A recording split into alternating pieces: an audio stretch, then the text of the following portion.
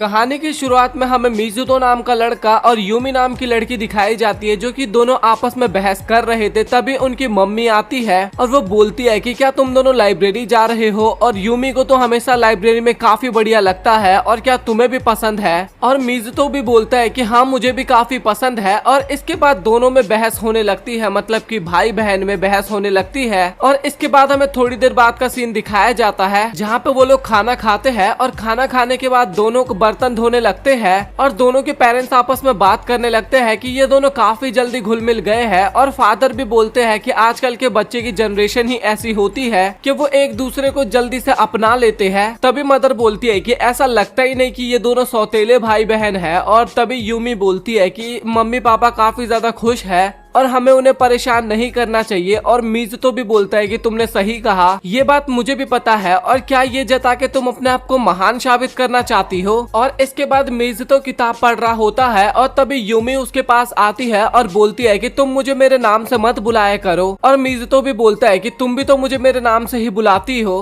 पर फिर भी तुम मुझे मेरे नाम से मत बुलाओ। और तभी मिजुतो बोलता है तो फिर मैं तुम्हें क्या बुलाऊं। तभी यूमी बोलती है कि तुम मुझे बड़ी बहन बोलकर बुलाओ। और तभी मिजुतो बोलता है लेकिन बड़ा तो मैं हूं ना तुमसे। और तभी यूमी बोलती है कि मुझे पता था कि ऐसा ही तुम कुछ बोलने वाले हो, इसके लिए मैं पहले से ही कुछ सोच के आई हूँ। तभी यूमी बताती है कि मैं तुमसे पहले पैदा हुई थी, इसलिए मैं तुमसे बड़ी हुई। और तभी मिजुतो बताता है कि हम दोनों ही 3 नवंबर को पैदा हुए थे। तभी यूमी बताती है कि मैंने तुम्हारे फादर से पूछा था, और मैं 11:04 पे पैदा हुई थी, और तुम 11:34 पे पैदा हुए थे, तो इस हिसाब से मैं तुमसे 30 मिनट बड़ी हूँ, तो तुम मुझे बड़ी बहन बोल के बुलाया करो। और मिजुतो वहाँ पे यूमी की बात नहीं मान रहा होता है, और वो दोनों आपस में बस घूरे जा रहे थे। और तभी मिजुतो बोलता है कि ऐसे घूरने से कुछ भी नहीं होने वाला। और तभी यूमी बोलती है कि अच्छा तो फिर हम एक गेम खेल के डिसाइड कर लेते हैं, हम एकदम नॉर्मल भाई बहन की तरह एक्ट करेंगे, और जो भी थोड़ा अजीब बिहेव करेगा ना वो इस गेम को हार जाएगा, और वो छोटा भाई या फिर छोटी बहन बन जाएगा। और हमें सभी के सामने अपना पास्ट भी छुपाना होगा, और जब हमारे पेरेंट्स नहीं होंगे हमें तभी भी एक्ट करना होगा,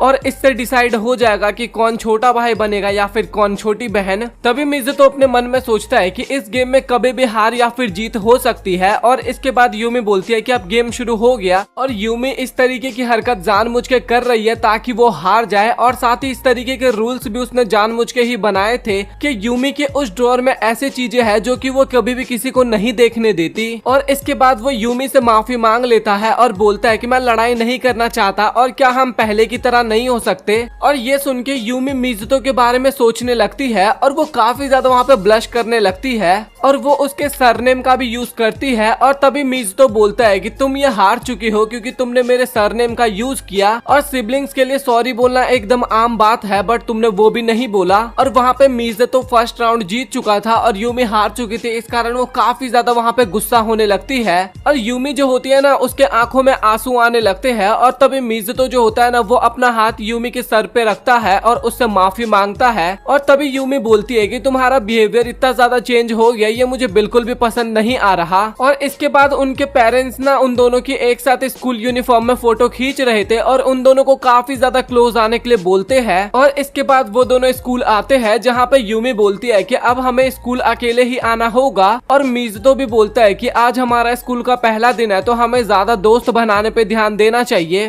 और यूमी तो अपने मन में सोच रही थी कि मेरे पास एक सीक्रेट वेपन है जिसका इस्तेमाल करके मैं इस टास्क को काफी इजीली जीत सकती हूँ। और इसके बाद हमें स्कूल सेरेमनी का सीन दिखाया जाता है, और इसके बाद वो सीन कट होता है और हमें स्कूल का सीन दिखाया जाता है, जहाँ पे यूमी के आसपास ना काफी ज्यादा लड़कियां होती है। और मिजुतो सोचता है कि आखिरकार ये कैसे हो गया। और इसके बाद हमें फिर से पास्ट का सीन दिखाया जाता है, और इस साल की जो रिप्रेजेंटेटिव थी ना वो यूमी होती है, क्योंकि उसके काफी ज्यादा मार्क्स आए होते हैं। और मिजुतो बोलता है कि मुझे इससे कोई फर्क नहीं पड़ता कि वो स्टूडेंट रिप्रेजेंटेटिव बन गई है, बट मुझे ये समझ में नहीं आ रहा कि यूमी के मेरे से ज्यादा नंबर कैसे आ सकते हैं। और तभी उसके पास 2 लड़के आते हैं और वो पूछते हैं कि क्या तुम्हें गेम्स खेलना पसंद है, और क्या यूमी तुम्हारी सच में स्टेप सिबलिंग है। और इसके बाद मिजुतो ना हमें बाथरूम में दिखाया जाता है, और वहाँ पे वो कुछ सोच रहा था, और वो सोच रहा था कि मुझे नहीं लगा था कि यूमी स्टेप सिबलिंग वाली बात ना इतनी जल्दी लोगों को बता देगी। और इसके बाद हमें वही दोनों बंदे दिखाए जाते हैं, और वो दोनों आपस में बात कर रहे थे। उनका प्लान होता है कि किस तरीके से वो मिजुको को पहले अपना दोस्त बनाएंगे और इसके बाद वो लोग यूमी के करीब जाएंगे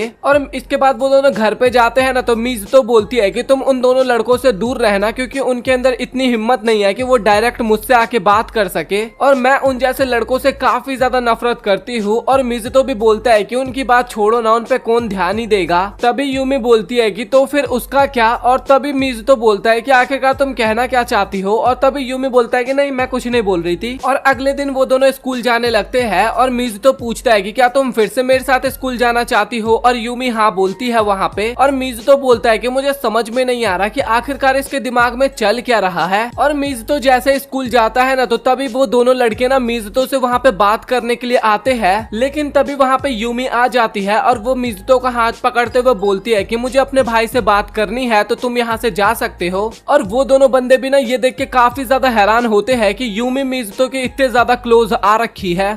स्कूल के अंदर जाते ही ना यूमी मिजुतो से दूर चली जाती है। फिर इसके बाद जब वो घर आते हैं ना, तो उनको पता लगता है कि उनके मदर फादर थोड़ा लेट घर पे आएंगे और तभी वो दोनों डिसाइड करते हैं कि हमें कुछ खाने के लिए बना लेना चाहिए। और मिजुतो देखने लगता है फ्रिज में कि बनाने के लायक कुछ सामान है या फिर नहीं। और यूमी ना 24 घंटे मतलब कि पूरे वक्त उसके हाथ को घूरे जा रही थी। और इसके बाद फाइनली वो दोनों खाना बना लेते हैं और टेबल पे बैठ के खाने भी लगते हैं। तभी यूमी बोलती है कि आज सुबह तुमने जो भी कुछ अपने हाथों के आसपास महसूस किया था ना, उसको भूल जाना। और मिजुतो बोलता है कि ये सब चीजें याद भी कौन रखेगा, मैं कब का भूल चुका हूँ। और इस बात पे यूमी वहाँ पे काफी ज्यादा हैरान होती है। फिर वो नहा रही होती है ना, तो उस टाइम पे भी वो वही सोच रही थी कि इतनी आसानी से वो मुझे कैसे भूल सकता है। और मिजुतो जो होता है वो चाय पी रहा होता है, लेकिन तभी वहाँ पे यूमी आ जाती है और वो बोलती है कि मैं तो अपने घर में ही हूँ, तो तुम्हें ज्यादा कुछ फर्क नहीं पड़ना चाहिए। और इसके बाद ना वो मिजुतो का रिएक्शन देखने लगती है, मतलब कि टॉवल में ही आती है ना भाई बाहर वो। और वो मन में सोचती है कि मेरा प्लान काफी बढ़िया जा रहा है और मिजुतो तुम बिल्कुल भी गंदे लड़कों की तरह बिहेव नहीं करोगे और मुझे नहीं घूरोगे अभी। और मिजुतो ना वहाँ पे अपना चेहरा घुमा लेता है, लेकिन यूमी को भरोसा होता है कि वो जरूर मेरी तरफ घूरेगा। और वो सोचती है कि मिजुतो हमेशा ऐसा बिहेव करने की कोशिश करता है कि उसको कुछ फर्क ही नहीं पड़ता, लेकिन अभी का सिचुएशन काफी ज्यादा डिफरेंट है। और तभी उसको भी रियलाइज होता है कि वो कुछ ज्यादा ही गलत कर रही है और तभी उसका टॉवल भी गिरने लगता है। और तभी मिजुतो अपना कोट उसको दे देता है और बोलता है कि मुझे पता है कि तुम यहाँ पे मुझे चिढ़ाने की कोशिश कर रही थी, बट अगर तुम इस तरीके की हरकतें करती रहोगी ना, तो तुम भाई मेरे सामने तो अपनी इज्जत बिल्कुल भी खो दोगी। और तभी यूमी बोलती है कि अब तुम मेरे फैमिली के पार्ट बन चुके हो और कोई भी तुम्हें बुरा भला बोले ये मुझे बिल्कुल भी पसंद नहीं आएगा। और ये बात सुन के ना मिजुतो वहाँ पे शुक्रिया बोलते हैं और यूमी ड्रेस चेंज करने जा रही होती है, लेकिन तभी दोनों स्लिप हो जाते हैं और दोनों ही सोफे के ऊपर गिर जाते हैं। और भाई वो दोनों एक दूसरे के ऊपर होते हैं और तभी दोनों को अपने मिडिल स्कूल की बातें याद आने लगती है और दोनों ही एक दूसरे को किस करने वाले होते हैं। और तभी वहाँ पे उनके पेरेंट्स आ जाते हैं और यूमी जो होती है ना, वो सोफे के नीचे ही छिप जाती है और वो बोलती है कि अगर पेरेंट्स यहाँ पे नहीं आए होते तो भाई फिर मेरा क्या होता। और वो सोच रही थी कि ये सब चीजों को एक तो एक्सेप्ट करने में मुझे इतना ज्यादा टाइम लग रहा है, ऊपर से मेरा पास्ट जो कि मुझे और भी ज्यादा परेशान कर रहा है। और मिजुतो भी सोच रहा होता है कि मैं क्या कर रहा था, मैं अपने पास्ट को अपने ऊपर हावी नहीं होने दे सकता। और इसके बाद स्कूल में उनका फिजिकल टेस्ट होने वाला था, लेकिन मिजुतो हमें क्लास में दिखाया जाता है जो कि बुक पढ़ रहा था। और तभी एक लड़का बोलता है कि क्या तुम मेरे साथ फिजिकल टेस्ट देना चाहोगे। और तभी मिजुतो बोलता है कि तुम मेरे साथ दोस्ती कर लो, उसका कोई फर्क नहीं पड़ने वाला, मैं यूमी के करीब तुम्हें बिल्कुल भी नहीं जाने दूंगा। और इसके बाद वो बंदा हंसने लगता है और बोलता है कि मेरा नाम कागोरे है और मैं तुम्हारा दोस्त बनना चाहता हूँ, ना कि तुम्हारी बहन का। और मिजुतो बोलता है कि मुझे तुम्हारी बात पे भरोसा नहीं है। और तभी कागोरे बोलता है कि तुम चाहे मानो या फिर ना मानो, बट हम तो दोस्त बन चुके हैं और अब हमें सेलिब्रेट भी करना चाहिए, हमारी नई दोस्ती हो चुकी है, बट एक बार तुम्हें उससे पहले ना पीछे मुड़ के देख लेना चाहिए। और वो बंदा भी ना वहाँ पे मिजुतो की बात को रिपीट करता है कि मैं किसी भी तरीके से तुम्हें यूमी के करीब नहीं जाने दूंगा। और यूमी जो होती है ना, उसे काफी गंदी नजरों से घूर रही होती है। और इसके बाद यूमी ना हमें नर्स ऑफिस दिखाई जाती है, जहाँ पे उसको एक लड़की जिसका नाम अकात्सुकी होता है वो घूरे जा रही थी। और वो बोलती है कि यार तुम सच में देखने में तो तो काफी ज्यादा सुंदर लग रही हो। फिर उसके बाद हमें स्पोर्ट्स ग्राउंड दिखाया जाता है जहाँ पे अकात्सुकी बोलती है कि मुझे इस तरीके के फिटनेस टेस्ट ना कभी भी पसंद आए ही नहीं थे, लेकिन यूमी सोच रही थी कि मैंने अपनी पर्सनैलिटी को चेंज करने में काफी मेहनत की है और मैंने यहाँ पे भी काफी अच्छा करके दिखाना है और अकात्सुकी का परफॉर्मेंस थोड़ा यूमी से बढ़िया होता है। ये बात सोच के ना यूमी अपने मन में सोचने लगती है कि मुझे एक अच्छा स्टूडेंट बनना है और मैं स्टडी में तो ठीक ही हूँ बट मुझे स्पोर्ट्स में भी थोड़ा अच्छा बनना होगा और मैं ऐसा ना करूँ तो मेरी रेपुटेशन थोड़ी बहुत खराब हो सकती है और मैं ऐसा बिल्कुल भी नहीं चाहती। और वो मिज़ुतो की तरफ भी देखती है जो कि काफी बढ़िया कर रहा था और इसके बाद उसको उसका रिपोर्ट मिलता है और वो ठीक ही होता है और इसके बाद वो भी बाकी की एक्सरसाइज करने लगती है और इसके बाद रनिंग शुरू होता है जो कि यूमी को बेकार लगता है, लेकिन फिर भी वो काफी बढ़िया करती है और तभी उसको वहाँ पे थोड़ा बहुत चक्कर आने लगता है और तभी मिज़ुतो वहाँ पे आता है और बोलता है कि तुम्हें इतना ज्यादा भी मेहनत नहीं करना चाहिए। और इसके बाद वो यूमी को अकात्सुकी को दे देता है और बोलता है कि प्लीज तुम मेरी बहन का थोड़ा अच्छे से ख्याल रखना और इसके बाद वो वहाँ से चला जाता है। लेकिन अकात्सुकी सोच रही थी कि आखिरकार यूमी यहाँ पे कर क्या रहा था, क्योंकि लड़के तो काफी टाइम पहले यहाँ से चले जा चुके हैं ना। और इसके बाद यूमी और अकात्सुकी हमें नर्स ऑफिस में दिखाए जाते हैं और इसके बाद यूमी बताती है कि मेरे को चक्कर इसलिए आ गया था क्योंकि मैं पूरी रात जाग के ना कल स्पोर्ट्स की बुक पढ़ रही थी। और तभी अकात्सुकी बताती है कि जब मैं तुम्हारे साथ रहती हूँ ना तो मुझे काफी ज्यादा अच्छा लगता है और जब मैंने तुम्हें पहली बार देखा था ना तो मुझे बिल्कुल भी नहीं लगा था कि मैं तुम्हारी दोस्त बन पाऊंगी, क्योंकि एक तो तुम काफी ज्यादा क्यूट दिखती हो और ऊपर से तुम स्टडी में भी इतनी अच्छी हो, लेकिन अब मुझे पता लगा कि तुम स्पोर्ट्स में तो बिल्कुल भी अच्छी नहीं हो। और तभी यूमी बोलती है कि तुम्हें ऐसा मुझे नहीं बोलना चाहिए, मुझे बुरा भी लग सकता है। और अकात्सुकी उसको सॉरी बोलती है और बोलती है कि अब हम दोनों को एक दूसरे को नाम से बुलाना चाहिए। और तभी अकात्सुकी जो होती है वो यूमी का नाम लेते हुए बोलती है कि क्या हम दोस्त बन चुके हैं ना। और यूमी अपने मन में सोच रही थी कि क्या मुझे भी इसको उसके नाम से बुलाना चाहिए। और इसके बाद वो अकात्सुकी का नाम काफी ज्यादा घबराते हुए लेती है, लेकिन तभी वो उसके सर पे हाथ रखते हुए बोलती है कि तुम्हें इतनी ज्यादा भी जल्दबाजी नहीं करनी चाहिए। और इसके बाद वो दोनों वहाँ पे काफी ज्यादा बातें करते हैं और काफी मुस्कुराते भी है। और इसके बाद वो दोनों ही क्लास में जा रहे होते हैं, लेकिन तभी उनके सामने मिज़ुतो आता है और यूमी मिज़ुतो को शुक्रिया बोलने वाली होती है, लेकिन मिज़ुतो उसकी बेइज्जती मार देता है और वहाँ से जाने लगता है। और इस बात पे यूमी काफी ज्यादा गुस्सा होने लगती है। और तभी अकात्सुकी बोलती है कि मुझे तो ऐसा लगता है कि तुम अपने भाई से काफी ज्यादा अच्छे तरीके से बात करती हो। और इसके बाद अकात्सुकी जो होती है ना वो थोड़ा हैरान हो जाती है क्योंकि मिज़ो की तबीयत खराब हो चुकी थी। और तभी कागोरी वहाँ पे आके अकात्सुकी को उठा देता है और अकात्सुकी उसको नीचे करने के लिए बोलती है। और तभी कागोरी बोलता है कि कोई भी मेरे दोस्त को परेशान नहीं कर सकता। तभी अकात्सुकी बोलती है कि तुम्हें यूमी के करीब आना है इसलिए तुम मिज़ो के दोस्त बने हो ना। और तभी कागारी बोलता है कि तुम्हें इन सब चीजों के बारे में टेंशन लेने की जरूरत नहीं है। और इसके बाद अकात्सुकी जो होती है ना वो मिज़ुतो से कहती है कि मैं यूमी के साथ घर जाऊंगी स्कूल के बाद, ताकि मैं यूमी के ऊपर नजर रख सकूं क्योंकि उसकी थोड़ी तबीयत खराब होती है। और इसके बाद मिज़ुतो उसकी बात मान लेता है और कागोरी बोलता है कि क्या मैं भी चल सकता हूं, लेकिन अकात्सुकी वहाँ पे उसे मना कर देती है। तभी मिज़ुतो जो होता है ना वो ये सारी बातें अकात्सुकी को बता रहा होता है कि वो किस तरीके से स्टेप सिबलिंग्स बने हैं। और अकात्सुकी भी बोलती है कि ये तो तुम्हारे लिए काफी ज्यादा प्रॉब्लम वाली बात होगी ना। तभी मिज़ुतो कहता है कि हमें समय के साथ इस चीज को आदत बना लेना होगा। और इसके बाद वो दोनों घर आते हैं और मिज़ुतो बोलता है कि तुम्हें इतनी जल्दी उसे सरप्राइज नहीं करना चाहिए क्योंकि उसकी तबीयत काफी ज्यादा खराब है। तभी अकात्सुकी कहती है कि बट मैं तो उसको सरप्राइज करने के लिए ही आई थी। और इसके बाद वो डोर को नॉक करता है और जब दरवाजा कोई नहीं खोलता ना तो इसके बाद वो खुद ही खोल के अंदर चला जाता है और वो यूमी को देखता है जो कि सो रही होती है। और अकात्सुकी भी उसके साथ आई थी और यूमी जो होती है ना वो अचानक से वहाँ पे मिज़ुतो का नाम लेने लगती है। और ये सुन के ना वो भी काफी ज्यादा हैरान होता है और यूमी बोलती है कि मैं इतने टाइम से अकेले थी और तुम आखिरकार कहाँ चले गए थे। और ये सुन के मिज़ुतो थोड़ा घबराता है और बोलता है कि तुमसे अकात्सुकी मिलने के लिए आई है। तभी अकात्सुकी पूछती है कि आखिरकार तुम्हारा फीवर कैसा है। और यूमी बोलते है कि अब लगभग ठीक हो चुका है। और अकात्सुकी जो होती है ना उसके लिए काफी सारे खाने की चीज लेके आई थी। और इसके बाद वो मिज़ुतो से मदद मांगती है खाना बनवाने के लिए, क्योंकि यूमी ने बताया था कि मिज़ुतो को काफी अच्छा खाना बनाना आता है। और इसके बाद दोनों खाना बनाने लगते हैं। तभी अकात्सुकी कहती है कि अब तो तुम्हें काफी ज्यादा प्रॉब्लम होता होगा, तुम तो कोई गर्लफ्रेंड भी नहीं बना सकते, और क्या तुम्हारे पास पहले गर्लफ्रेंड थी। और तभी मिज़ुतो कहता है कि मेरी शक्ल देखो और क्या तुम्हें लगता है कि मेरी कोई गर्लफ्रेंड होगी पहले। और तभी अकात्सुकी बोलती है कि मेरे पास एक टैलेंट है, मैं किसी के भी बात करने के तरीके से पता लगा लेती हूँ कि उसके पास गर्लफ्रेंड है या फिर नहीं, और मुझे इतना पता चल रहा है कि अभी तुम्हारे पास कोई भी गर्लफ्रेंड नहीं है, और अगर तुम्हें कोई गर्लफ्रेंड मिल गई तो आखिरकार तुम क्या करोगे। और वहाँ पे मिजुतो कुछ भी नहीं बोलता, और तभी अकात्सुकी बोलती है कि क्या तुम अपनी बहन से अपनी गर्लफ्रेंड को मिलवाओगे,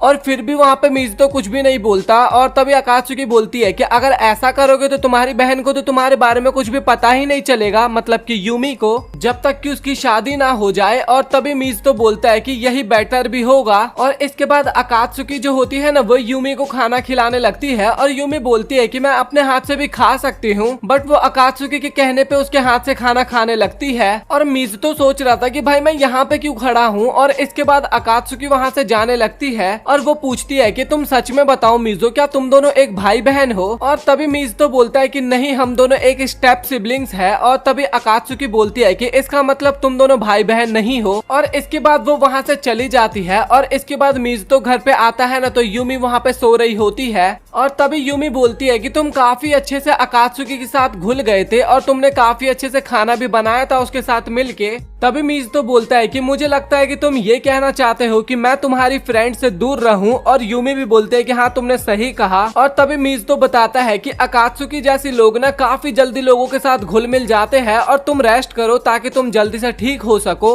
और तभी यूमी बोलती है कि क्या तुम फिर से मुझे यहाँ अकेले छोड़ के जा रहे हो। और तभी मिजुतो बोलता है कि नहीं, मैं घर पे ही हूँ। और तभी यूमी बोलती है कि तुम फिर से पहले की तरह झूठ बोलने लगे, जब मैंने तुम्हें मेरा हाथ पकड़ने के लिए बोला था तो उस टाइम भी तुम मुझे छोड़ के चले गए थे। और मिजुतो बोलता है कि पहले की तरह इसका मतलब क्या है। और इसके बाद यूमी जो होती है ना, वो उसका हाथ पकड़ के वहीं पे सोने लगती है। और तभी मिजुतो बोलता है कि अगर मैं पुरानी चीजों को डिस्क्राइब करूँ तो मैं जब 8th क्लास में था तो मेरे पास वो चीज थी जिसे लोग गर्लफ्रेंड बोलते थे, और मेरी गर्लफ्रेंड और कोई नहीं यूमी थी। और यूमी जब भी तबीयत खराब होती थी तो मैं उसका हाथ पकड़ के उसके पास बैठे रहता था, और हम दोनों भी एक दूसरे से काफी ज्यादा प्यार करते थे। और उसके बाद थोड़ी थोड़ी हमारे बीच में दूरियां भी आने लगी। और जब मैं अपनी स्टेप मदर की डॉटर से मिला तो मैं काफी ज्यादा हैरान हो गया। और जो उस टाइम पे मैं सोच रहा था, शायद यूमी भी उस टाइम पे वही सोच रही थी कि भगवान ने हमारे साथ काफी बड़ा मजाक कर दिया, क्योंकि हम दोनों एक भाई बहन बन गए, स्टेप सिबलिंग्स। और तभी यूमी बोलती है कि मुझे आइसक्रीम खानी है, और मिजुतो उसकी बात मान लेता है। और तभी यूमी बोलता है कि मुझे बुक भी खरीदनी है तो पैसे दे दो,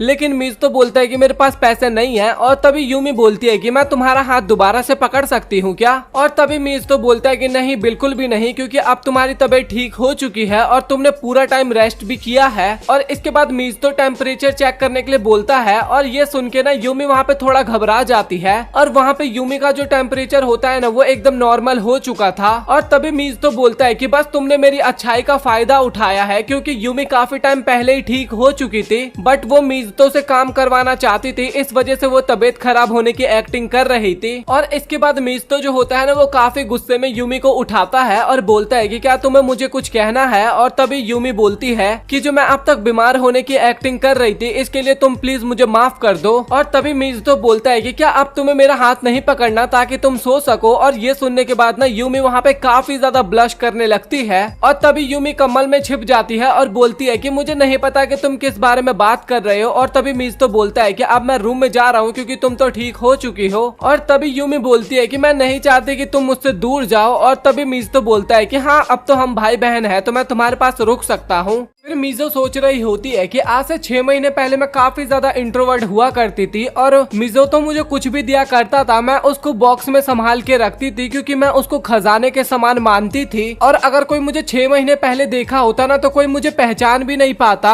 और तभी वो उस बॉक्स में से मिजोतो के कपड़े निकाल के देखने लगती है और सोचती है कि भाई मैं क्या कर रही हूँ, मैं पहली बार ही यूमी क्यों बनते जा रही हूँ, और मैं फिर से इंट्रोवर्ट नहीं बनना चाहती। और अगर मिजोतो को इन सब चीजों के बारे में पता चल जाएगा तो मुझे उसकी छोटी बहन बनना पड़ेगा, और साथ ही मुझे मिजोतो काफी ज्यादा चिढ़ाया भी करेगा और परेशान भी करेगा। और वो सोचती है कि मैं ऐसा कुछ भी नहीं होने दूंगी और मैं उसके कपड़े लौटा दूंगी, क्योंकि देर ना हो जाए उससे पहले। और वो सोचती है कि जब वो सो जाएगा ना, तो मैं उसके कपड़े उसके कमरे में दे दूंगी। और काफी ज्यादा रात हो जाता है और वो उसका इंतजार करती रहती है सोने का। और जब वो उसके रूम में जाती है ना, तो वो काफी ज्यादा हैरान हो जाती है। और तभी वो दोनों रॉक पेपर सीजर खेलने लगते हैं और वहाँ पे दोनों के कपड़े रखे होते हैं। और तभी मिज़ुतो बोलता है कि आखिरकार तुमने मुझे यहाँ पे क्यों बुलाया है। और तभी यूमी बोलती है कि मैं तुम्हें कुछ बोलना चाहती हूँ और मैं फिर से पहले की तरह बिहेव करना शुरू कर रही हूँ और मैं ऐसा ना करूँ, इसलिए मैं तुम्हारे कपड़े लौटाने के लिए आई हूँ तुम्हारे पास। और तभी मिज़ुतो पूछता है कि आखिरकार मेरे कपड़े तुम्हारे पास क्या कर रहे हैं। और तभी यूमी बोलती है कि बस ऐसे ही आ गए मेरे पास।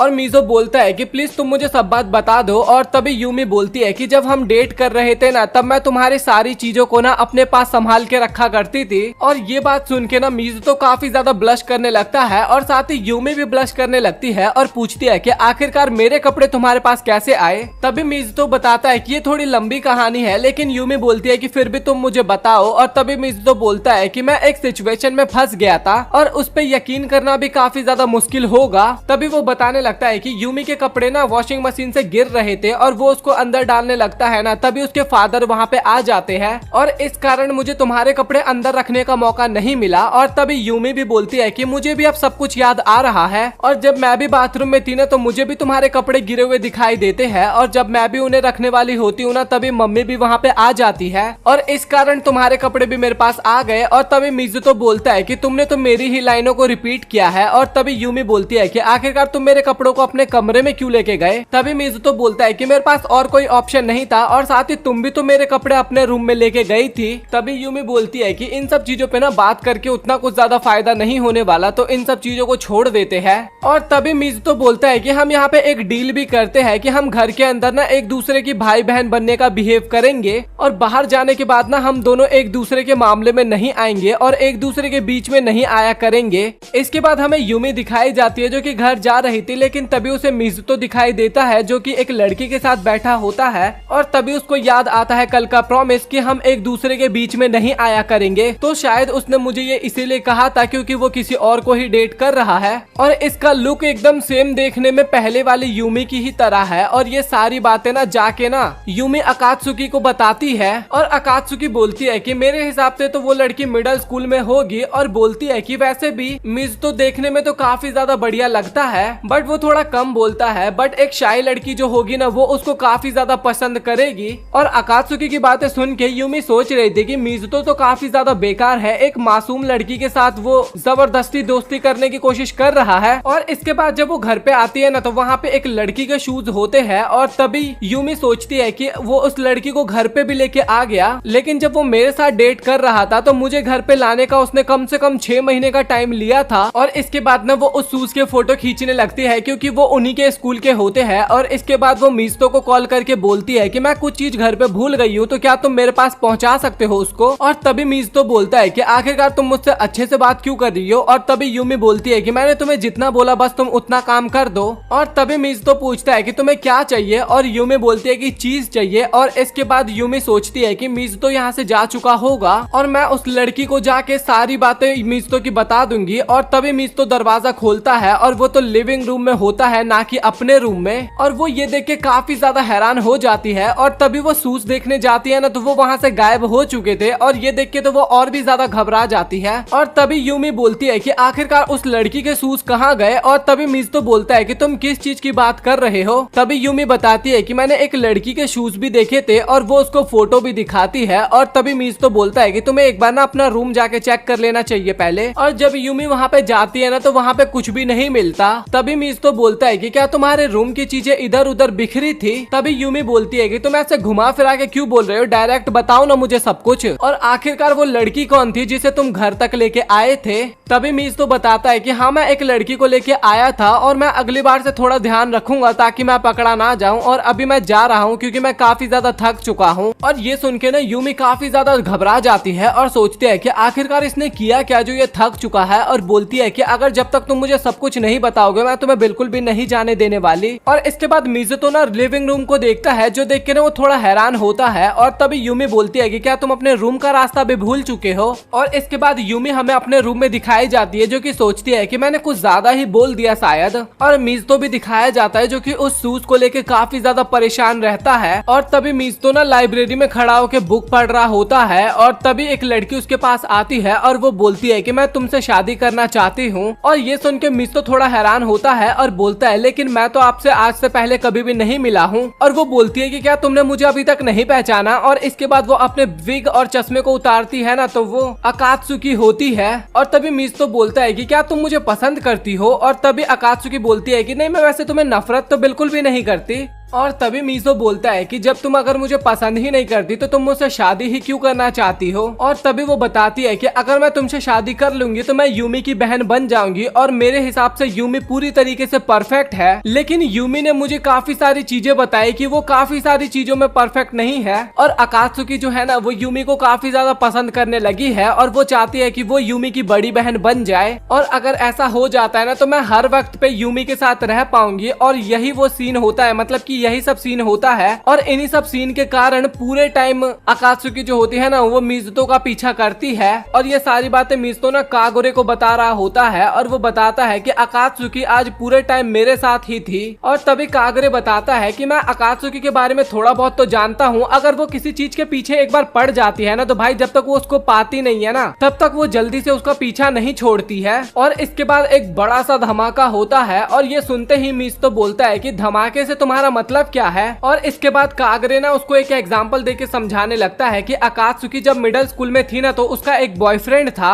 तो ना वो हर वक्त पे ना अपने बॉयफ्रेंड का पीछा करती रहती थी और हमेशा ही उसके साथ रहा करती थी। और उसके बॉयफ्रेंड को ना स्टार्टिंग में तो ये काफी ज्यादा पसंद आया, क्योंकि वो काफी ज्यादा क्यूट भी है और एक क्यूट लड़की उसके आसपास हमेशा घूमती रहती है। तो स्टार्टिंग में तो उसके बॉयफ्रेंड को ये काफी ज्यादा पसंद आया, लेकिन वो उसका इतना ज्यादा पीछा करती थी ना कि 3 महीने के अंदर ही उसको हॉस्पिटल में भर्ती होना पड़ा। और यहाँ तक कि हॉस्पिटल में भी अकात्सुकी ना उस लड़के का पीछा नहीं छोड़ा, मतलब कि अपने बॉयफ्रेंड का। और इस कारण ना उसका स्ट्रेस और भी ज्यादा बढ़ते जा रहा था। बट इसके बाद भी मिनामी उसका पीछा करना नहीं छोड़ रही थी। और भाई ये सब बातें सुन के ना मिज़ुतो तो वहाँ पे काफी ज्यादा डर जाता है और वो सोचता है कि आखिरकार मुझे क्या करना चाहिए। और वो नहीं चाहता था कि वो पूरे टाइम मेरा पीछा करे। और तभी कागरे बोलता है कि हमें कुछ ना कुछ करना होगा, हमें जल्दी से जल्दी मिनामी को यूमी से दूर करना होगा। और अगर तुम्हें ये करना है तो सारी बातें ना तुम्हें ये अकात्सुकी को बताना होगा। और क्या बातें होती है ना, वो हमें नहीं बताई जाती। और इसके बाद मिज़ुतो यूमी के पास जाता है और बोलता है कि मैं तुम्हें पनिशमेंट देना चाहता हूँ, क्योंकि तुमने डील को तोड़ा है, क्योंकि तुमने मेरे मामले में दखल दी है। तभी यूमी बोलती है कि आखिरकार मुझे करना क्या है। और तभी मिज़ुतो बोलता है कि मैं चाहता हूँ कि कल तुम मेरे साथ डेट पे चलो। और यूमी सोच रही थी कि मिज़ुतो मुझे डेट पे लेके जाना चाहता है और वो ऐसा करना ही क्यों चाहता है, ये उनके रूल्स के खिलाफ है। बट काफी ज्यादा जो क्लोज सिबलिंग्स होते हैं ना, वो ऐसा करते हैं। जो स्टेप सिबलिंग्स होते हैं ना, वो एक दूसरे से ना इसी तरीके से बात करते हैं। तभी वहाँ पे मिज़ुतो आता है और यूमी तो उसे पहचान भी नहीं पा रही थी, वो काफी ज्यादा बढ़िया लग रहा था और शर्म के मारे वो अपना मुंह घुमा लेती है। और इसके बाद वो लोग एक एक्वेरियम में जाने लगते हैं जहाँ पे काफी ज्यादा भीड़ होती है। और यूमी सोचने लगती है कि एक्वेरियम में ज्यादातर एक कपल या फिर एक फैमिली जाते हैं, बट मिज़ुतो मुझे यहाँ पे क्यों लेके जा रहा है, क्योंकि हम दोनों तो भाई बहन है ना। और क्या ये सच में एक डेट तो नहीं है ना। और जब वो मिज़ुतो की तरफ देखती है ना, तो वो उसको काफी ज्यादा सीरियस लगता है और वो उसको इतना ज्यादा स्मार्ट लगता है ना कि फिर से वो काफी ज्यादा शर्माने लगती है। यूमी के दिमाग में केवल यही चल रहा था कि मिज़ुतो कितना ज्यादा सुंदर लग रहा है। और मिज़ुतो उसको बोलता भी है ना, तो यूमी भाव नहीं देती, ऐसे इग्नोर करती है जैसे कि उसको कुछ फर्क ही नहीं पड़ रहा। और इसके बाद मिज़ुतो उसका हाथ पकड़ के उसको लेके जाने लगता है। और कागोरी और मिनामी भी हमें दिखाए जाते हैं, जो कि अपना भेष बदल के वहाँ पे आए होते हैं। इसके बाद ना हमें मिज़ुतो और कागोरे का प्लान के बारे में बताया जाता है, जहाँ पे वो बात करते हैं कि अगर हमें मिनामी जैसी लड़की से पीछा छुड़वाना है तो हमें ऐसा दिखाना होगा कि तुम दोनों आपस में एक दूसरे को प्यार करते हो, मतलब कि एक कपल हो। और मुझे पता है कि जब तुम दोनों डेट पे जाओगे ना, तो मिनामी तुम्हारा पीछा जरूर करेगी और तुम्हें इसी मौके का फायदा उठाना है। और वही मिज़ुतो का हेयर स्टाइल भी चेंज करता है और बोलता है कि तुम्हें यूमी को पूरे अपने कंट्रोल में लेना होगा।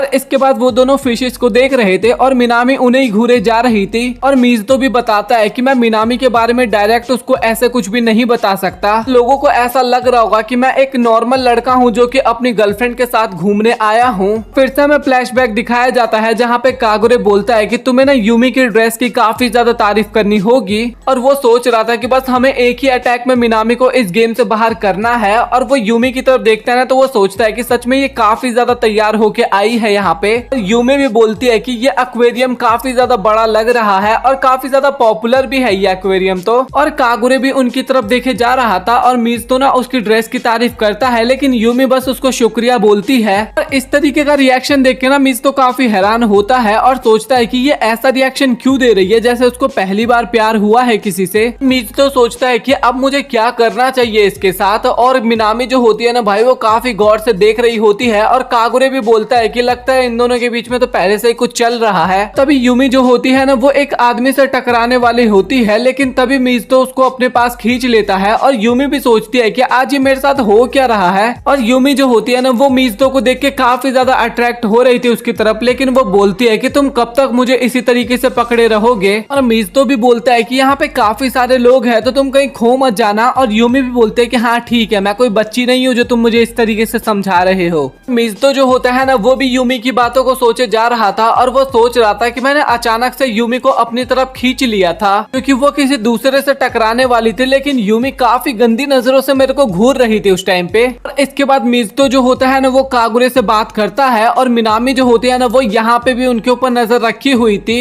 और मीज़ुतो जो होता है ना, वो सोचता है कि मैंने ही यूमी को डेट के लिए पूछा था और मैं डेट को ऐसे बर्बाद तो नहीं जाने दे सकता ना। लेकिन यूमी जैसी लड़की से दोस्ती करना ये काफी ज्यादा खतरनाक हो सकती है। वो तो मेरी गर्लफ्रेंड भी नहीं है बट फिर भी। और इसके बाद यूमी जो होती है ना, वो एक कुर्सी पे बैठ के सोच रही थी कि मैंने आज काफी ज्यादा गलतियां कर दी, कि रास्ता काफी ज्यादा ट्रिकी था और उसको तो मैप पढ़ना भी नहीं आता था। और इन्हीं सब गलतियों के कारण ना उसे मीज़ुतो के सामने झुकना होगा एक तरह से। और इसके बाद यूमी जो होती है ना, वो मीज़ुतो को कॉल करती है और मीज़ुतो पूछता है कि आखिरकार तुम कहाँ पे हो। और यूमी बोलती है कि मैं नीले आसमान के नीचे बैठी हूँ। और तभी मीज़ुतो बोलता है कि अच्छा, इसका मतलब तुम फिर से खो गई। और इसके बाद वो मीज़ुतो को सॉरी बोलती है और सोचती है कि मीज़ुतो उन इंसानों में से है जो ऐसे मौके को कभी भी नहीं छोड़ता और इसका फायदा उठाता है। लेकिन यूमी ने जो सोचा था ना, मीज़ुतो ऐसा कुछ भी नहीं बोलता। वो बोलता है कि तुम फिक्र मत करो, तुम बस आराम से वहाँ पे रहो, मैं तुम्हें ढूंढ लूंगा। यूमी भी सोच रही थी कि आखिरकार मीज़ुतो मेरे से ऐसे क्यों बात कर रहा है और वो इतना ज्यादा स्मार्ट लग रहा है और मेरे से इतने अच्छे तरीके से बातें क्यों कर रहा है वो आज। और वो आज तो मुझे कुछ उल्टा सीधा भी नहीं बोल रहा जैसे कि वो पहले बोला करता था। लेकिन मैंने फिर से गलती कर दी। और इसके बाद वो सोचती है कि जब मैं छोटी थी तो मैं काफी ज्यादा गलतियां किया करती थी,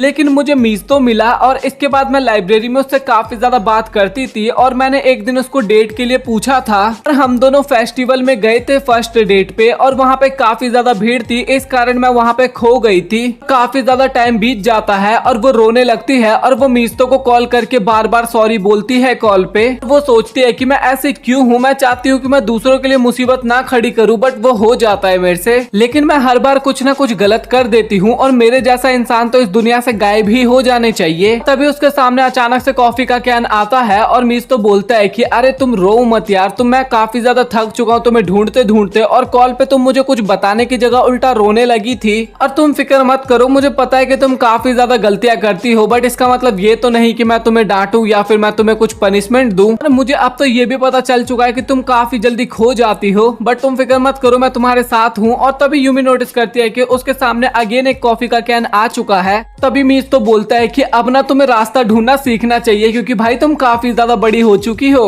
और इसके बाद दोनों फिर से एक्वेरियम में आते हैं और दोनों ना वहाँ पे लड़ाई झगड़ा करने लगते हैं बुक्स को लेके कि भाई ये वाली बुक्स ज्यादा बेटर है तो ये वाली बुक्स ज्यादा बेटर है, ऐसे लड़ाई करते हैं। तो मिनामी ना अभी तक उन्हें देख रही होती है और वो भी काफी ज्यादा इरिटेट होती है उस मोमेंट पे। तभी यूमी फिशिस को देखते हुए बोलती है कि ये कितना ज्यादा बढ़िया रहेगा कि अगर यहाँ पे कोई बॉडी तैरती हुई आ जाए। और यूमी बोलता है कि मैंने कभी सपने में भी ऐसी बातें नहीं सोची है और आज तक मैंने जो सबसे डरावनी चीजें सोची है ना, वो एक शार्क है जो कि एक कपल को खा लेती है। तभी यूमी बोलती है कि ये तो सच में काफी ज्यादा डरावना है क्योंकि शार्क इतने कम पानी में रह ही नहीं पाएगी और वो तो वहीं पे मारी जाएगी। और मीज़ुतो बोलता है कि चलो ये तो काफी बढ़िया बात है। तभी मीज़ुतो बोलता है कि अच्छा चलो ये चेक करते हैं कि तुम्हें शार्क से डर लगता है या फिर नहीं। और मीज़ुतो फिर सोचता है कि जब उन दोनों का ब्रेकअप हो गया था ना, तो वो लगभग 6 महीने तक ना यूमी को काफी ज्यादा हेट किया करता था और मुझे यूमी की हर एक चीज काफी ज्यादा बेकार लगने लगी थी। बट अब हम दोनों एक कपल नहीं है और अब मैं यूमी को बिल्कुल भी हेट नहीं करता, अब वो मेरी स्टेप सिस्टर है और हम दोनों इसी तरीके से एक दूसरे को धीरे धीरे एक्सेप्ट भी करने लगे हैं। और इसके बाद यूमी जो होती है ना, वो अकेले ही घर जाने वाली होती है और उनका डेट भी अब खत्म हो चुका था। और तभी वहाँ पे मिनामी का मैसेज आता है और मिनामी वहाँ पे भी आ जाती है और बोलती है कि ओ ये तो भाई अचानक से 22 लाख हम मिल गए यहाँ पे। और वहाँ पे मीज़ुतो कोई भी रिएक्शन नहीं देता और मिनामी जो होती है ना, वो यूमी से माफी भी मांगती है कि वो बिना बताए सीधा यूमी के घर पे घुस गई थी और तुमने अपना दरवाजा दरवाजा भी तो खुला ही छोड़ दिया था और मैं तुमसे रिक्वेस्ट करती हूँ कि तुम इन सब चीजों के बारे में यूमी को मत बताना।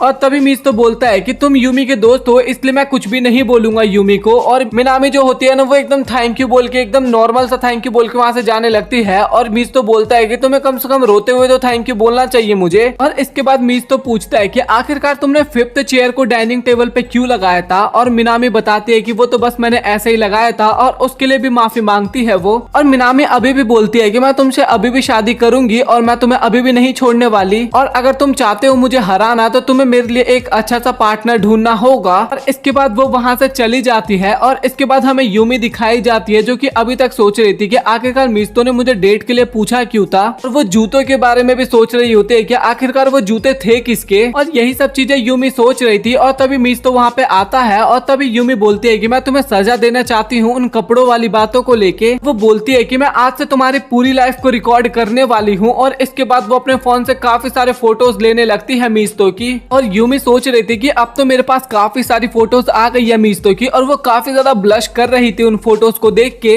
और तभी मीज़तो बोलता है कि मैं तुम्हारी एक और इच्छा को पूरी कर सकता हूँ। और यूमी पूछती है कि क्या तुम मुझे हक करने वाले हो या फिर तुम मेरे कान में फूकने वाले हो। और इसके बाद मीज़तो जो होता है ना वो उसको पीछे से पकड़ता है और सच में उसके कान में बोलता है। और यूमी भी काफी ब्लश करते हुए बोलती है कि हाँ तुमने मुझे हासिल कर लिया है। और इसके बाद हमें स्कूल का सीन दिखाया जाता है जहाँ पे मिनामी पूछती है कि आखिरकार तुम अपने वीकेंड्स पे क्या कर रही थी। मैं तो अपने घर पे बैठी हुई थी। और यूमी भी बोलती है कि तुमने सही कहा, मैं भी अपने घर पे बुक्स पढ़ रही थी। मीज़तो और कागुरे ये सभी चीजें देख रहे थे। और मीज़तो पूछता है कि क्या तुम कभी भी हॉस्पिटलाइज हुए हो। और कागोरी वहाँ पे हाँ बोलता है। और मुझे ऐसा फील हो रहा है कि मिनामी का बॉयफ्रेंड ना कागोरी ही था। अब देखते हो आगे क्या होता है, वो तो आगे पता लगेगा ही। और इसके बाद हमें फ्लैशबैक का सीन दिखाया जाता है जहाँ पे यूमी और मीज़तो दोनों अगल बगल के ही रूम में रहा करते थे। और यूमी शुक्रिया भी बोलती है मीज़तो को क्योंकि उसने कुछ डिशेस बनाना सिखाए थे। मीज़तो बोलता भी है कि तुम्हें शुक्रिया बोलने की जरूरत नहीं है क्योंकि हम दोनों एक ही क्लास में हैं। मीज़तो बताता है कि वो दोनों एकदम स्ट्रेंजर की तरह थे लेकिन फिर भी हम दोनों एक दूसरे को भुला नहीं पाए थे। और उस रात के बाद ये सब कुछ हुआ था। और इसके बाद हमें प्रेजेंट का सीन दिखाया जाता है। यूमी बताती है कि हमें गिफ्ट लेने जाना होगा। और मीज़तो पूछता है कि किस लिए। और यूमी बताते हैं कि आज मदर्स डे है ना इसलिए। तभी मीज़तो बोलता है कि वो तो तुम किसी और के साथ भी जा सकती हो ना, मेरे साथ ही क्यों जाना है। तभी यूमी बोलती है कि वो इसलिए ताकि हमारे पेरेंट्स को लगे कि हम दोनों एक साथ रहने लगे हैं। मीज़तो बोलता है कि मेरा मन नहीं कर रहा जाने का, बट यूमी बोलती है कि तुम्हें जाना ही पड़ेगा मेरे साथ। और मीज़तो बोलता है कि बस आज संडे है, आज तो मेरा दिन अच्छे से जाने दो। और यूमी बोलती है कि लगता है कि अब तुम मेरे छोटे भाई ही बनोगे। और मीज़तो बोलता है कि नहीं, मैं तुम्हारा बड़ा भाई बनूंगा। और तभी यूमी बोलती है कि लगता है कि तुम रूल्स को भूल चुके हो। और इसके बाद वो दोनों हमें दिखाए जाते हैं जो कि गिफ्ट लेने जा रहे थे। मेट्रो के अंदर ना काफी ज्यादा भीड़ थी, इस कारण ना उनको धक्का लग रहा था। और मीज़तो जो होता है ना वो यूमी के काफी ज्यादा क्लोज आ जाता है। और यूमी भी बोलती है कि तुम ऐसे ही रहना क्योंकि ये मेट्रो इसी तरीके से चलने वाली है। मीज़तो भी उसकी बात मान जाता है। इसके बाद वो दोनों मॉल में पहुंचते हैं जहाँ पे काफी सारी चीजें होती है और उनको तो समझ में ही नहीं आ रहा था कि आखिरकार उन्हें खरीदना क्या चाहिए। और उनकी जो मदर होती है ना वो गिफ्ट देख के काफी ज्यादा खुश होती है और वो एक फ्लावर होता है।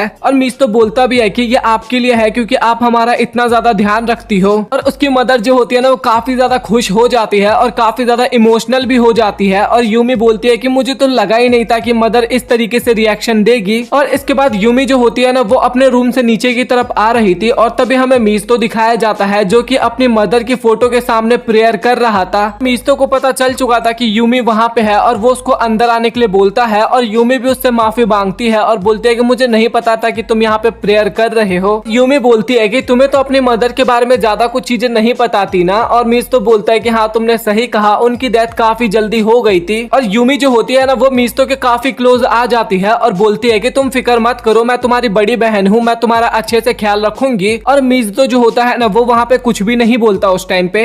इसके बाद यूमी और मीज़तो ना दोनों आपस में बात कर रहे थे कि हमें ना अपने पेरेंट्स को कुछ टाइम के लिए अकेला छोड़ देना चाहिए क्योंकि उनको आपस में टाइम स्पेंड करने का मौका ही नहीं मिल पाता। और मीज़तो बोलता है कि मुझे तो लगा ही नहीं था कि यूमी तुम्हारे दिमाग में ऐसा भी आइडिया आ सकता है। और यूमी बोलती है कि मैं अपने पेरेंट्स को ट्रिप पे भेजना चाहती हूँ बट हमारे पास तो इतने पैसे ही नहीं है। अभी मीज़तो बोलता है कि मेरे पास एक और अच्छा आइडिया है, क्यों ना हम ही एक रात के लिए कहीं और चले जाते हैं। और यूमी काफी हैरान होती है और बोलती है कि तुम क्या बोल रहे हो। और तभी मीज़तो बोलता है कि तुमने ही तो बोला था कि पेरेंट्स को अकेला छोड़ना है, तो ये हमारे पास एक अच्छा ऑप्शन है। यूमी बोलती है कि तो फिर हम रात में रहेंगे कहाँ पे। और मीज़तो बोलता है कि ओह हमें साथ में नहीं रहना, हम अलग अलग कहीं पे रह सकते हैं, जैसे कि इंटरनेट कैफे हो गया या फिर हम किसी होटल में भी रह सकते हैं, और क्या तुम मेरे साथ रहना चाहोगी? और यूमी काफी ज्यादा शर्माते हुए बोलती है कि नहीं, मैं तुम्हारे साथ बिल्कुल भी नहीं रहने वाली। और तभी मीस तो बोलता है कि अच्छा ठीक है, फिर हमारे पास एक ही ऑप्शन बचता है। इसके बाद वो दोनों हमें डिनर करते हुए नजर आते हैं, जहाँ पे मिस्तो जो होता है ना, वो यूमी को एक मैसेज दिखाता है, और उस मैसेज में ना मिस्तो ने बोला था कागोरे को कि मैं तुम्हारे साथ एक दिन रहना चाहता हूँ, और कागोरे भी इसके लिए मान जाता है। और यूमी जो है वो मिनामी के घर पे रहने वाली है, और ये सुन के ना मिनामी भी काफी ज्यादा खुश होती है और बोलती है कि ये तुम्हारा आइडिया था क्या, और सच में मैं काफी ज्यादा टाइम स्पेंड करूंगी यूमी के साथ। और मीस तो बोलता भी है कि तुम उसका अच्छे से ख्याल रखना। और कागोरे जो होता है ना, वो फिर से यूमी को उठा लेता है, बोलता है कि मीस तो मेरे साथ रहने वाला है। और मिनामी भी बोलती है कि हाँ ठीक है, तुम रख लो उसको। और इसके बाद मिनामी जो होती है ना, वो यूमी का हाथ पकड़ के उसको अपने कमरे में लेके जा रही होती है, और वो बोलती है कागोरे को कि कागोरे तुम बिल्कुल भी हमें परेशान करने की कोशिश मत करना। और कागोरे भी बोलता है भाई मैं तुझे क्यों परेशान करूंगा। तभी यूमी मिनामी को बोलती है कि तुम्हारा और कागोरे का रिलेशनशिप देखने में काफी अच्छा लगता है। और मिनामी भी बोलते है कि ऐसा कुछ भी नहीं है, वो बस बचपन से मेरा पड़ोसी है इसलिए बस, और साथ ही हम एलिमेंट्री स्कूल से भी एक साथ है।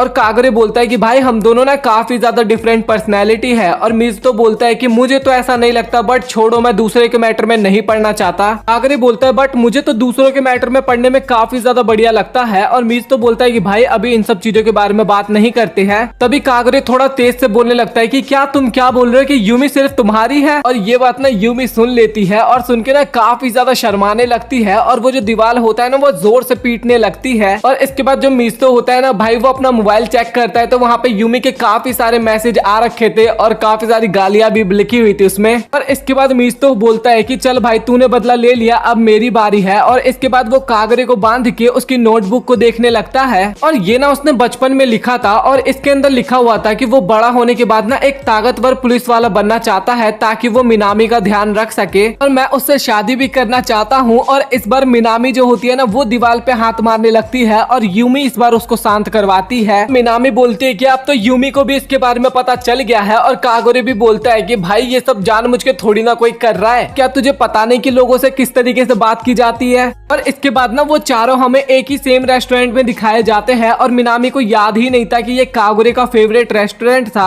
तभी कागोरे बोलता है कि मिनामी तुम इस बार फिर से वही सस्ती चीजें खाओगी। और मिनामी बोलती है कि हाँ तुमने सही कहा, क्योंकि वो काफी ज्यादा हेल्दी होती है। और मिनामी भी बोलती है कि क्या तुम फिर से वही अनहेल्दी चीजें खाओगे। कागोरे बोलता है कि हाँ मुझे वो सब चीजें काफी पसंद है, तो मैं उन्हीं को खाऊंगा। मिस्तो और यूमी भी सोचते हैं कि ये दोनों ना काफी बार इस रेस्टोरेंट में आ चुके हैं, और ये दोनों ना सच में चाइल्डहुड फ्रेंड भी है, इनकी हरकतों से ही पता चल रहा है। और इसके बाद ना मिस्तो ना वेंडिंग मशीन के पास जाता है, और तभी यूमी वहाँ पे आती है, और वो बोलती है कि क्या तुम डिसाइड नहीं कर पा रहे हो कि तुम्हें क्या चीज लेना है, तुम्हें तो यही नहीं पता कि ऐसी जगहों पे करते क्या है, क्योंकि तुम्हारे कोई दोस्त ही नहीं है। और इसके बाद यूमी जो होती है ना, वो सारी ड्रिंक्स को मिला के मिस्तो को दे देती है, और मिस्तो भी बोलता है कि हाँ ठीक है मैं इसको पी लूंगा। और तभी मिनामी यूमी को बोलती है कि मैं तो तुम्हें मजाक में बोल रही थी कि सारी ड्रिंक्स को मिला के पीने में काफी अच्छा लगता है। कागोरे भी बोलता है कि क्या तुम दोनों ने सच में इस बात पे विश्वास कर लिया था, और मुझे तो ऐसा लगता है कि तुम दोनों एकदम सेम ही हो। और तभी मिनामी बोलती है मिस्तो को कि क्या तुम मुझे ट्यूशन दे सकते हो, क्योंकि मुझे यूमी को जेलस करना है। तभी मिस्तो बोलता है कि तुम मुझसे ट्यूशन लेने से अच्छा ना यूमी से ही ले लो, क्योंकि वो तुम्हें ज्यादा अच्छे से समझा पाएगी। और यूमी भी बोलती है कि अच्छा तो तुम मान ही गए कि मैं तुमसे काफी ज्यादा स्मार्ट हूँ। मिस्तो बोलता है कि ऐसा कुछ भी नहीं है, मुझे ज्यादा काम करने की आदत नहीं है, और इसलिए मैं उसको नहीं पढ़ाना चाहता,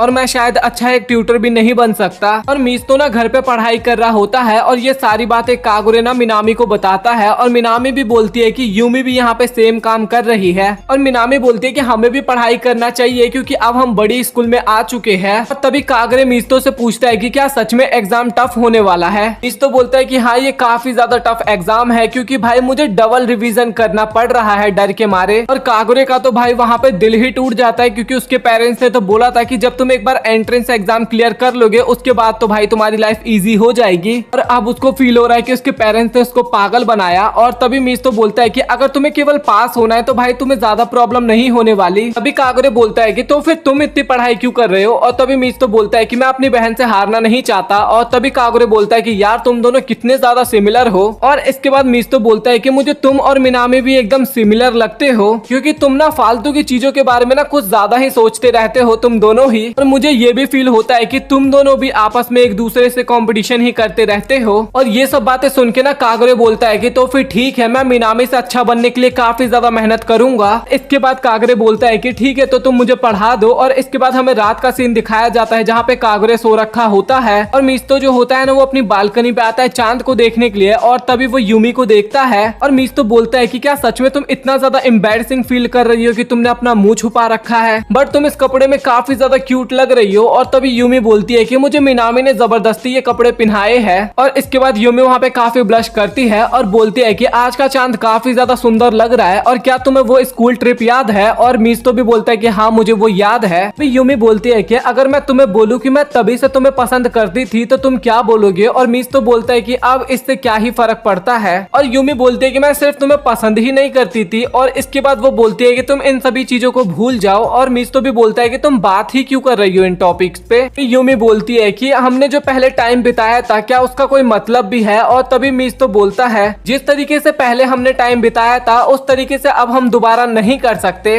और अब तो हमारे पेरेंट्स भी एक साथ आ चुके हैं। यूमी बोलती है कि क्या तुम्हें लगता है कि हमारे पेरेंट्स कभी अलग होंगे। और तभी मिस्तो बोलता है कि मुझे लगता है कि हम दोनों हमेशा के लिए सिबलिंग्स बन चुके हैं। और इसके बाद यूमी क्लास के अंदर बैठी होती है और मिनामी उसको घर चलने के लिए बोलती है लेकिन यूमी मना कर देती है। और तभी वहाँ पे दो लड़की आती है और वो बोलती है कि तुम खुश क्यों नहीं हो, तुमने तो क्लास के अंदर टॉप किया है ना। और तभी भी यूमी थोड़ा उदास होती है और इसके बाद वो फ्लैशबैक याद करती है जब मिस्तो क्लास के अंदर नया नया आया था तो उसने पहली बार में ही यूमी को पीछे छोड़ दिया था पढ़ाई में। इसके बाद यूमी जो थी ना वो पूरे दिन रात केवल पढ़ती रहती थी और वो बस ये सोचती थी कि मैं कैसे मिस्तो को हराऊंगी। इसके बाद मैं क्लास में तो टॉप कर जाती थी बट मैं मिस्तो की तरफ देखती थी तो उसे इससे कोई फर्क ही नहीं पड़ता था, एकदम नॉर्मल रहता था वो। यूमी सोच रही थी कि मैं खामखा ही मिस्तो को अपना राइवल समझती थी क्योंकि वो तो मुझे समझता ही नहीं है। और इसके बाद वो दोनों लाइब्रेरी में मिलते हैं तभी उसे पता लगता है कि मिस्तो केवल ऊपर से दिखाता है कि उसको कोई फर्क नहीं पड़ता बट उसको फर्क पड़ता है। और इसके बाद से ही यूमी मिस्तो को पसंद करने लगी थी। यूमी मिस्तो से पूछती है कि क्या तुम्हारा पढ़ाई हो गया और मिस्तो बोलता है कि हाँ हो गया और वैसे भी मुझे ज्यादा नहीं पढ़ना। और वो पूछता है कि क्लास की टॉपर बनके तुम्हें कैसा लग रहा है। और यूमी बोलती है कि हाँ मैं क्लास की टॉपर हूँ और फ्यूचर में भी रहूंगी। और मिस्तो बोलता है कि चलो ये तो बाद में ही पता लगेगा। और यूमी बोलती है कि क्या तुम फिर से मुझे कंपटीशन देने वाले हो। और मिस्तो बोलता है कि वो तो बाद में ही पता लगेगा ना। और इसके बाद यूमी भी काफी ज्यादा पढ़ाई करती है और पेपर के टाइम पे ना वो काफी ध्यान से लिखती है। उसके नंबर्स भी काफी अच्छे आए थे और वो सोचती है कि मिस्तो का जो जापानीज है वो काफी अच्छा है तो क्या पता उसके ज्यादा नंबर आए हो और मैं ये कंपटीशन हार जाऊं और मुझे ये तो पता भी नहीं चल पाएगा, मैं कैसे कंफर्म करूं इस चीज को। और वो छिप के मिस्तो को देखती है और जैसे मिस्तो अपने रूम से बाहर चला जाता है तो वो उसके कमरे में जाके आंसर शीट उठा लेती है। और इसके बाद वो मिस्तो को बोलती है कि आखिरकार तुमने ये लास्ट के क्वेश्चन क्यों छोड़ दिए थे और मुझे इतना पता है कि तुम्हें इन क्वेश्चंस के आंसर आते थे। और मिस्तो बोलता है कि मेरा टाइम अप हो गया था। यूमी बोलती है कि तुमने पेपर लिखना ना 10 मिनट पहले ही बंद कर दिया था और क्या तुमने इसलिए पेपर नहीं लिखा ताकि मैं टॉप पे आ सकूं। काफी ज्यादा गुस्सा हो जाती है और सीधा मिस्तो का कॉलर पकड़ लेती है। भाई वो थप्पड़ मारने वाली थी उसको लेकिन उसकी मदर आके रोक लेती है और दोनों को शांत होने के लिए बोलती है और मिस्तो को कमरे से बाहर जाने के लिए बोलती है। मिस्तो जाते हुए बोलता है कि मैं टॉप आऊं या फिर ना आऊं बट तुम्हें इस चीज से क्या फर्क पड़ता है, तुम्हारा टॉप आना काफी ज्यादा इंपॉर्टेंट है, ये तुम्हारे लिए काफी ज्यादा जरूरी है। बोलता है कि चलो ठीक है अगली बार मैं ही टॉप करूंगा। और इसके बाद यूमी काफी ज्यादा पढ़ती है और अगले दिन दोनों जाने लगते हैं। और यूमी जो थी ना वो काफी अच्छे से पेपर लिखती है और उसके नंबर भी काफी अच्छे आए थे बट वो इस बार फर्स्ट नहीं आई थी बल्कि मिजुतो फर्स्ट आया था इस बार। अभी यूमी बोलती है कि तुमने जापानीज एग्जाम में तो इतने सारे क्वेश्चन छोड़ दिए थे तो तुम कैसे टॉप पे आ सकते हो, क्या तुमने काफी ज्यादा पढ़ाई की थी।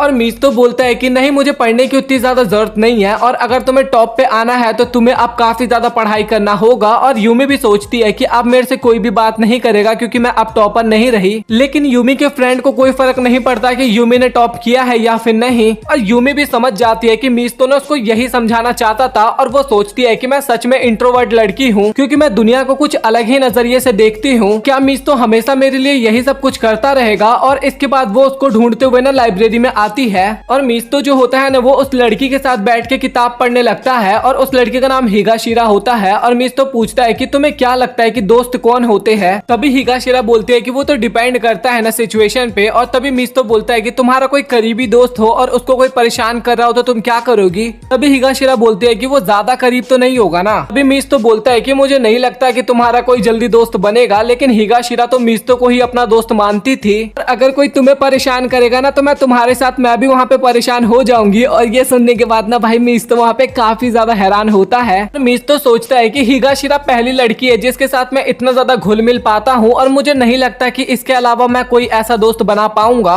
और तभी वहाँ पे मिनामी और यूमी आती है और ये देख के हिगाशिरा जो होती है वो मीस्तो के पीछे छिप जाती है और मीस्तो को ना उसके नाम से वो बुलाती है। और ये देखने के बाद ना वहाँ पे यूमी काफी ज्यादा हैरान होती है और मीस्तो बोलता है कि तुम्हें हिगाशिरा से थोड़ा दूर रहना चाहिए क्योंकि ये काफी ज्यादा डर रही है। और वहाँ से अचानक से यूमी चली जाती है और यूमी के साथ ना मिनामी भी वहाँ से चली जाती है। और हिगाशिरा मीस्तो से पूछती है कि आखिरकार यूमी कौन है और वो बताता है कि वो मेरी स्टेप सिस्टर है। और यूमी सोच रही थी कि क्या मैं जेलस हो रही हूँ और मुझे तो समझ में नहीं आ रहा कि मैं क्या करूँ। और इसके बाद यूमी जो होती है ना वो मीस्तो को काफी अच्छे से ट्रीट करती है और इसके बारे में वो हिगाशिरा को बताता भी है। और वो बोलता है कि अब तो मुझे वो बिल्कुल भी पहले की तरह परेशान नहीं कर रही। तो हिगाशिरा बोलती है कि मुझे पता है कि तुम जो भी करोगे ना वो एकदम सही करोगे क्योंकि हर इंसान का एक क्राइटेरिया होता है, मतलब कि वो उन्हीं को पसंद करते हैं जो कि उनके अनुसार चल सके, उनके फ्लो के अनुसार चल सके। मीस्तो बोलता भी है कि तुम काफी ज्यादा इंटेलिजेंट हो बट तुम काफी ज्यादा स्लो हो, बट तुम फिक्र मत करो, मैं तुम्हारे फ्लो के साथ चलूंगा।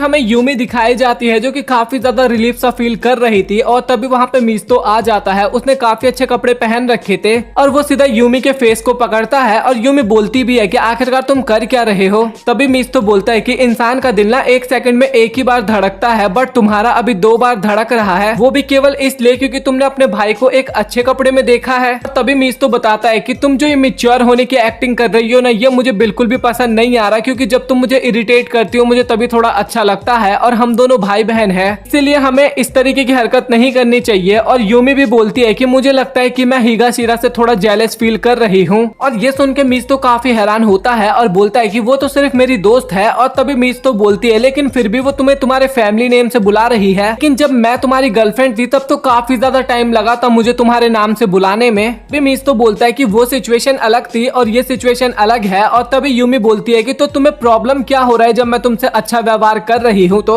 यूमी बोलती है कि क्या ये सही रहेगा कि मैं अपने भाई बहन से जेलस फील करूँ। और मीस्तो बोलता है कि नहीं ऐसा बिल्कुल भी सही नहीं रहेगा। मीस्तो बोलता है कि लेकिन फिक्र मत करो, मुझे पता है कि तुम काफी ज्यादा अजीब हो। तभी यूमी बोलती है कि तुम भी तो काफी ज्यादा अजीब हो। और तभी मीस्तो बोलता है कि हाँ बस यही वाला एटीट्यूड तुम रखना और यही मुझे मेरी बहन का फील दिलवाता है। इसके बाद यूमी जो होती है ना वो अपना इंट्रोडक्शन काफी अच्छे से देती है, लेकिन मीस्तो को डर लग रहा था कि हिगाशिरा कहीं डर ना जाए। लेकिन हिगाशिरा जो होती है वो हाथ मिलाती है यूमी के साथ और उसको अपने बारे में बताती है। मिनामी उससे काफी ज्यादा सवाल जवाब भी करती है और हिगाशिरा भी बोलती है कि हाँ हम दोनों बस दोस्त है और वैसे भी मुझे लड़का बनना था। तभी मीस्तो बोलता है कि तुमने सुन ली ना इसकी बात, वो लड़का बनना चाहता था। और इसके बाद वो दोनों वहाँ से जाने लगते हैं। इसके बाद हिगाशिरा जो होती है ना वो काफी ज्यादा शर्माते हुए मिनामी और यूमी को गुड बाय करती है और वहाँ से जाने लगती है और मीस्तो भी उसकी काफी ज्यादा तारीफ करता है। और इसके बाद हमें पास्ट का सीन दिखाया जाता है जहाँ पे यूमी ना अपनी सारी फीलिंग्स को एक लेटर में लिख के ना मीस्तो के शू रैक में रखने के लिए जा रही थी, लेकिन तब तक में ना मीस्तो ने अपने शू को पहन लिया था और यूमी को लग रहा था कि वो ये लेटर नहीं दे पाएगी मीस्तो को। और फिर वो अपने आप में हिम्मत जुटाती है और वो डायरेक्ट ये लेटर देती है मीस्तो को। यूमी को फील होता है कि उसने कुछ ज्यादा ही गलती कर दी और अब तो वो यहाँ से जा भी नहीं सकती, लेकिन लेटर पढ़ने के बाद मीस्तो उसको डेट पे जाने के लिए हाँ बोल देता है। इसके बाद ना हिगाशिरा को एक लेटर मिला था उसके शू रैक के अंदर और उसमें लिखा हुआ था कि मुझे तुम्हारे सारे सीक्रेट्स के बारे में पता है। तभी हिगाशिरा बोलती है कि क्या तुम प्रैंक कर रही हो। और तभी मिनामी बोलती है कि नहीं मुझे तुम्हारे सारे सीक्रेट्स के बारे में पता है। और तभी हिगाशिरा बोलती है कि क्या तुम्हें मेरे यूट्यूब का चैनल पता चल चुका है। मिनामी बोलती है कि नहीं बिल्कुल भी नहीं। और तभी हिगाशिरा बोलती है कि क्या तुम्हें वो फोटोज मिल गई है जिसमें मैंने खाना अपने ऊपर गलती से गिरा लिया था। और मिनामी बोलती है कि नहीं ऐसा कुछ भी नहीं है। और तभी यूमी हिगाशिरा से पूछती है कि क्या तुम मीस्तो को पसंद करती हो। और हिगाशिरा को स्टार्टिंग में तो कुछ भी समझ में नहीं आता और इसके बाद वो दोनों पूछते हैं वीडियो दिखाते हुए कि क्या तुम मीस्तो से प्यार करती हो, मतलब कि कुछ इस तरीके से। इसके बाद मिनामी जो होती है ना वो हिगाशिरा के कान में काफी सारी बातें करती है और इसके बाद ना भाई उसका फेस एकदम टमाटर की तरह लाल हो जाता है। तभी मिनामी बोलते हैं कि अच्छा तो अब तो तुम ये एक्सेप्ट करती हो ना। और तभी हिगाशिरा बोलते हैं कि हाँ मिनामी को लेके कुछ फीलिंग्स तो है मेरे अंदर, लेकिन मुझे नहीं पता कि मैं मीस्तो को पसंद करती हूँ या फिर नहीं। तभी मिनामी बोलती है कि तो फिर ठीक है, हमने डिसाइड किया है कि हम तुम्हारी हेल्प करेंगे मीस्तो के साथ डेट पे जाने के लिए। तभी हिगाशिरा बोलते हैं कि नहीं मैं उसके साथ दोस्त ही बन के ठीक हूँ।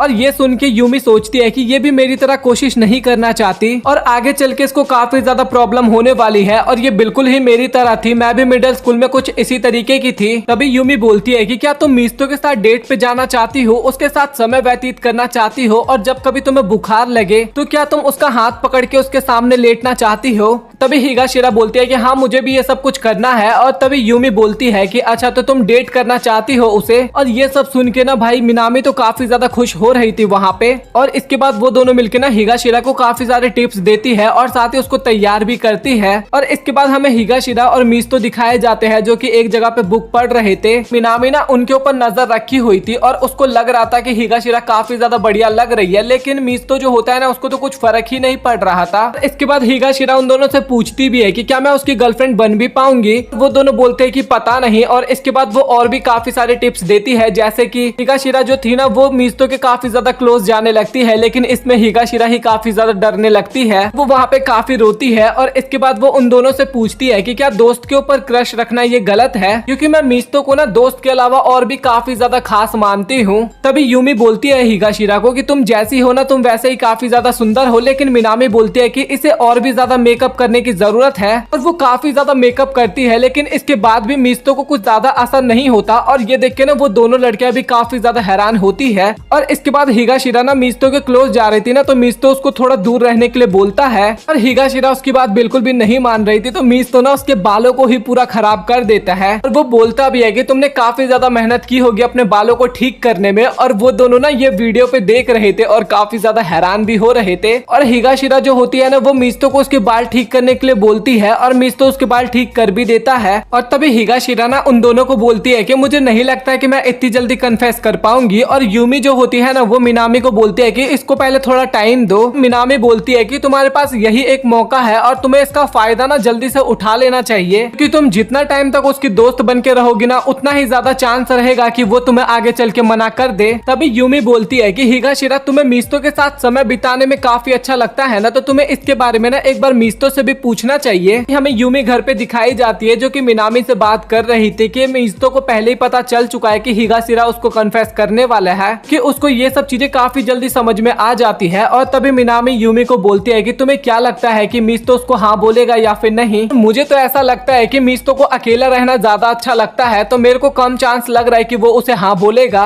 और ये सारी बातें ना यूमी काफी गौर से सुन रही थी और हिगाशिरा ना काफी अच्छे से रेडी हो रखी थी। और मिनामी और यूमी जो होती है ना वो बोलती है कि हम दोनों छिप के तुम्हारी हेल्प जरूर करेंगे। तभी मिस्तो भी वहाँ पे आता है और वो सीधा बोलता है कि आखिरकार तुमने मुझे यहाँ पे क्यों बुलाया है। और तभी हिगाशिरा बोलती है कि क्या तुम्हें वो दिन याद है जब हम पहली बार लाइब्रेरी में मिले थे और हमने पहली बार तभी बात किया था और मुझे काफी ज्यादा अच्छा लगा था, नहीं तो मुझे सभी लोग काफी वियर्ड बोलते हैं, लेकिन मैं उस दिन काफी ज्यादा खुश हुई थी क्योंकि मुझे कोई ऐसा मिल गया था जो कि मेरी बकवास को सुन सके। और मुझे ये सब चीज काफी अच्छा लगा और इसलिए मैं तुम्हारे साथ और भी टाइम स्पेंड करना चाहती हूँ, तो क्या मैं तुम्हारी गर्लफ्रेंड बन सकती हूँ। मिस्तो बोलता है कि तुमने तो बोला था कि तुम बस मेरी फ्रेंड बन के रहना चाहती हो। और हिगाशिरा बोलते है कि हाँ तुमने सही कहा। तभी मिस्तो बोलता है कि तुम वो पहले इंसान हो जिससे मैंने इतनी अच्छी वाली दोस्ती की है और तुमसे मैं अपनी सारी बातें भी शेयर करता हूँ। हम दोनों काफी सारी नई नई किताबों के बारे में बात करते हैं और काफी मजे भी करते हैं, बट मैं तुम्हें डेट नहीं कर सकता, प्लीज मुझे माफ करना। और मैं काफी ज्यादा सेल्फिश भी हूँ और मेरे पास कोई एक ऐसा इंसान है जिसके साथ मैं अपना टाइम व्यतीत करता हूँ।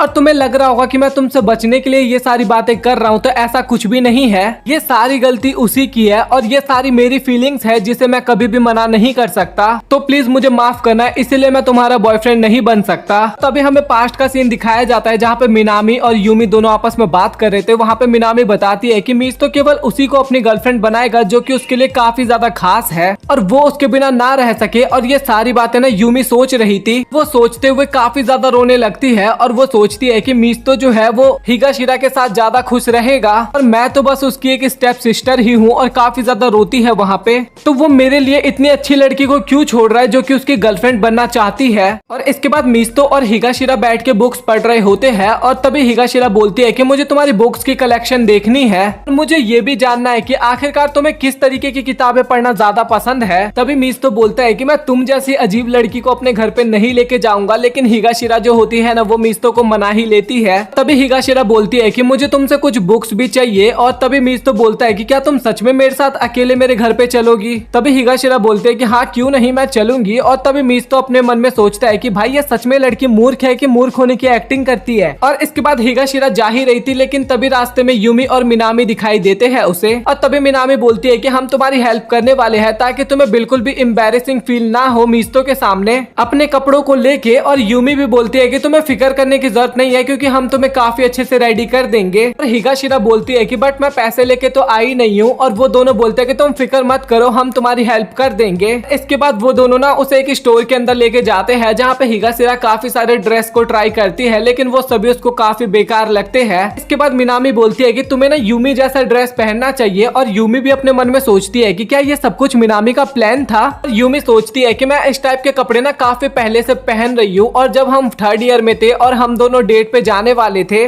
डेट पे जाने के लिए ना मैंने काफी ज्यादा रिसर्च की थी कि आखिरकार उसे किस तरीके के कपड़े पहनने चाहिए ताकि वो काफी सुंदर दिखाई दे। इसके बाद वो एक ड्रेस सिलेक्ट करती है और इसके बाद मिस्तो के साथ डेट पे जाती है, लेकिन मिस्तो जो होता है ना उसके ड्रेस के बारे में कुछ भी नहीं बोलता। और यूमी सोचती है कि मैंने जो इतनी मेहनत करी ना वो एकदम बेकार हो गई। और इसके बाद ना मिस्तो ना उसके ड्रेस की तारीफ करता है, और यूमी सोचती है कि क्या मिस्तो अब तक मेरी तारीफ इसीलिए नहीं कर रहा था क्योंकि उसको शर्म आ रही थी। तभी मिस्तो बोलता है कि मुझे लगता है ना कि तुम्हें थोड़े और बड़े कपड़े पहनने चाहिए, और इसके बाद वो फटाक से वहाँ से भाग जाता है। ये सुन के ना यूमी काफी ज्यादा खुश होती है कि मिस्तो मेरी इतनी ज्यादा केयर करता है, और काफी ज्यादा ब्लश कर रही होती है। वो सोचती है कि अब मुझे अपने ड्रेस को चेंज करने का टाइम आ चुका है, और इसीलिए यूमी ना अब तक कभी भी अपने ड्रेसेस को चेंज नहीं करी, एक ही स्टाइल के पहनती थी। इसके बाद हिगाशिरा जो थी ना वो यूमी वाली ड्रेस ट्राई करती है, और वो उसको काफी ज्यादा अच्छा लगता है और सभी को पसंद आता है मतलब की। और इसके बाद मिस्तो जो होता है ना वो सोचता है कि कैसे वो यूमी के साथ बुक स्टोर में जाया करता था। इसके बाद यूमी ने ना मिस्तो को अपने घर पे इनवाइट भी किया था, और वो दोनों ही काफी ज्यादा ऑकवर्ड होते हैं वहाँ पे।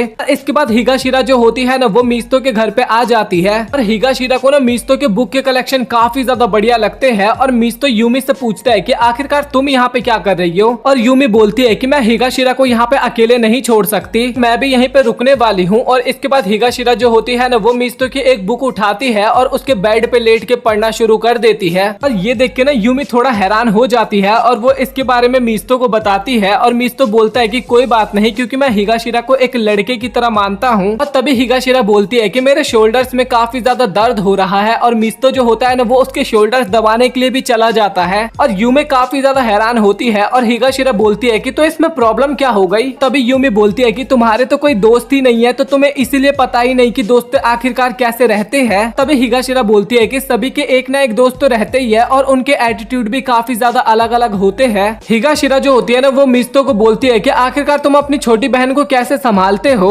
और मिस्तो भी बोलता है कि तुम सच बोल रही हो, ये काफी ज्यादा हार्ड है। और इसके बाद हिगाशिरा ना उसको सॉक्स पहनाने के लिए बोलती है, और मिस्तो पहनाता भी है भाई उसको। और हिगाशिरा मिस्तो को थैंक यू भी बोलती है। और इसके बाद वो वॉशरूम जा रही होती है ना तो उसको यूमी दिखाई देती है रास्ते में। यूमी वहाँ पे पूछती है कि क्या तुम्हें मिस्तो को लेके अभी भी फीलिंग्स है। और हिगाशिरा बोलते हैं कि हाँ फीलिंग्स है, बट मुझे नहीं लगता कि मैं उसको डेट कर पाऊंगी, और ना ही मैं उसको भूल पाऊंगी। और तभी यूमी बोलती है कि क्या ये तुम्हारे लिए मुश्किल नहीं होगा। तभी हिगाशिरा बोलती है कि हाँ अगर मिस्तो को कोई गर्लफ्रेंड मिल जाए तो वो मेरे लिए काफी ज्यादा बुरा रहेगा, मुझे काफी बुरा लगेगा भी, लेकिन फिर भी मुझे उसके साथ बात करना काफी अच्छा लगता है। मैं हमेशा मिस्तो के साथ बात करना चाहती हूँ, और आखिरकार तुम मुझसे ये सब पूछ ही क्यों रही हो। मिस्तो सिर्फ मेरा इकलौता दोस्त है, और शायद उसके लिए और दोस्त बनाना काफी ज्यादा मुश्किल है। और यूमी भी समझ जाती है कि हिगाशिरा इस चीज से डर रही है कि कोई उसकी जगह ना ले ले मिस्तो के दिल में। दोनों ही प्रॉमिस करते हैं कि हम दोनों हिगाशिरा के दिल में ना अपनी अलग जगह बनाएंगे, मतलब कि एक दूसरे की जगह नहीं छीनेंगे, कुछ इस टाइप की बात है। भाई ये थोड़ा ऊपर से गया मेरे। और इसके बाद हिगाशिरा वहाँ से चली जाती है, और यूमी पूछती है कि आखिरकार तुम कर क्या रहे थे। और तभी मिस्तो बोलता है कि बस मैं हिगाशिरा के लिए कर रहा था जो भी कर रहा था। यूमी अपने सॉक्स उतार देती है और बोलती है कि पहनाओ इसको। और मिस्तो बोलता है कि क्या ये कोई कंपटीशन है। तभी यूमी बोलती है कि नहीं, बस मैं तुम्हें अपने सर्वेंट की तरह ट्रीट करना चाहती हूँ। इसके बाद मिस्तो उसको भी सॉक्स पहना देता है, और तभी उसके पास हिगाशिरा का मैसेज आता है क्योंकि उसे मदद चाहिए थी, क्योंकि जो मिस्तो के पेरेंट्स थे ना वो काफी सारे क्वेश्चंस हिगाशिरा से पूछ रहे थे, क्योंकि ना उनके पेरेंट्स को लग रहा था कि हिगाशिरा ना मिस्तो की एक्स गर्लफ्रेंड है। और ये सुनकर ना मिस्तो भी काफी हैरान होता है। तभी हिगाशिरा बोलती है कि मैंने बता दिया तुम्हारे पेरेंट्स को कि मैंने मिस्तो को कन्फेस किया था, लेकिन उसने मुझे मना कर दिया, अब हम काफी अच्छे दोस्त हैं। और इसके बाद वो मिस्तो को बोलती है कि तुमने मुझे अभी अभी रिजेक्ट किया है, तो तुम्हें मेरा ख्याल और भी ज्यादा रखना होगा। और वैसे घर में बैठ के किताबें पढ़ना ये काफी बढ़िया टाइम पास करने का तरीका है। तभी मिस्तो सोचता है कि वो यूमी के साथ भी यही सब कुछ किया करता था, और उसको काफी ज्यादा मजा आता था पहले।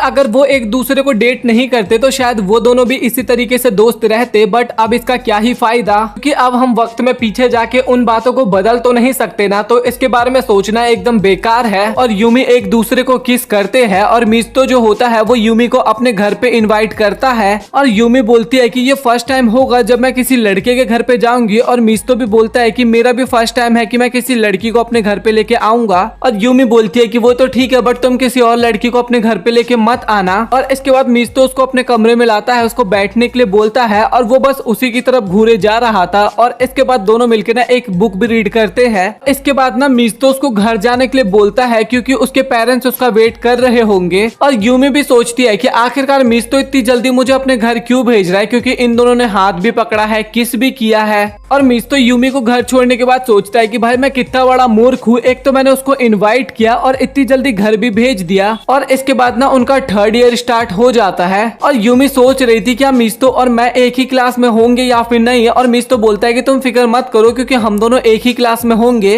लेकिन उन दोनों की क्लास अलग अलग हो जाती है और लाइब्रेरी में यूमी बोलती है कि मैं फिर से अकेली हो गई। लेकिन मिस्तो बोलता है कि तुम फिक्र मत करो क्योंकि तुम काफी जल्दी नए दोस्त बना लोगी। और मिस्तो बोलता है कि तुम फिक्र क्यों कर रही हो, हम लाइब्रेरी में तो मिलेंगे ही ना। और यूमी बोलती है कि मुझे तुम्हारे साथ काफी टाइम स्पेंड करना था। और मिस्तो भी बोलता है कि ये हमारा लास्ट साल है तो हमें इसे एंजॉय करना चाहिए और काफी सारी मेमोरीज बनानी चाहिए। वो प्रॉमिस करते हैं कि वैलेंटाइन डे और क्रिसमस एक साथ मनाएंगे। और इसके अगले दिन ना यूमी लाइब्रेरी में लेट आती है और मिस्तो इसका रीजन पूछता है ना तो यूमी बताती है कि मैंने एक नया दोस्त बनाया है। उसको स्टार्टिंग में तो थोड़ा डर लग रहा था लेकिन मिस्तो के साथ रहते रहते ना अब ये इसका डर थोड़ा कम होते जा रहा है। मिस्तो उसको एक किताब देता है पढ़ने के लिए लेकिन यूमी ना अपने दोस्त की बताई हुई किताब पढ़ती है और उसकी काफी ज्यादा तारीफ भी करती है मिस्तो के सामने। इसके बाद ना वो हर वक्त पे ना अपने दोस्तों के ही बारे में मिस्तो को बताती थी और वो कम टाइम भी अब मिस्तो के साथ बिताने लगी थी। इससे ना अब मिस्तो थोड़ा इरिटेट हो रहा था और वो सीधा बोल देता है कि मुझे तुम्हारे दोस्तों के बारे में जानने में ना कोई भी इंटरेस्ट नहीं है।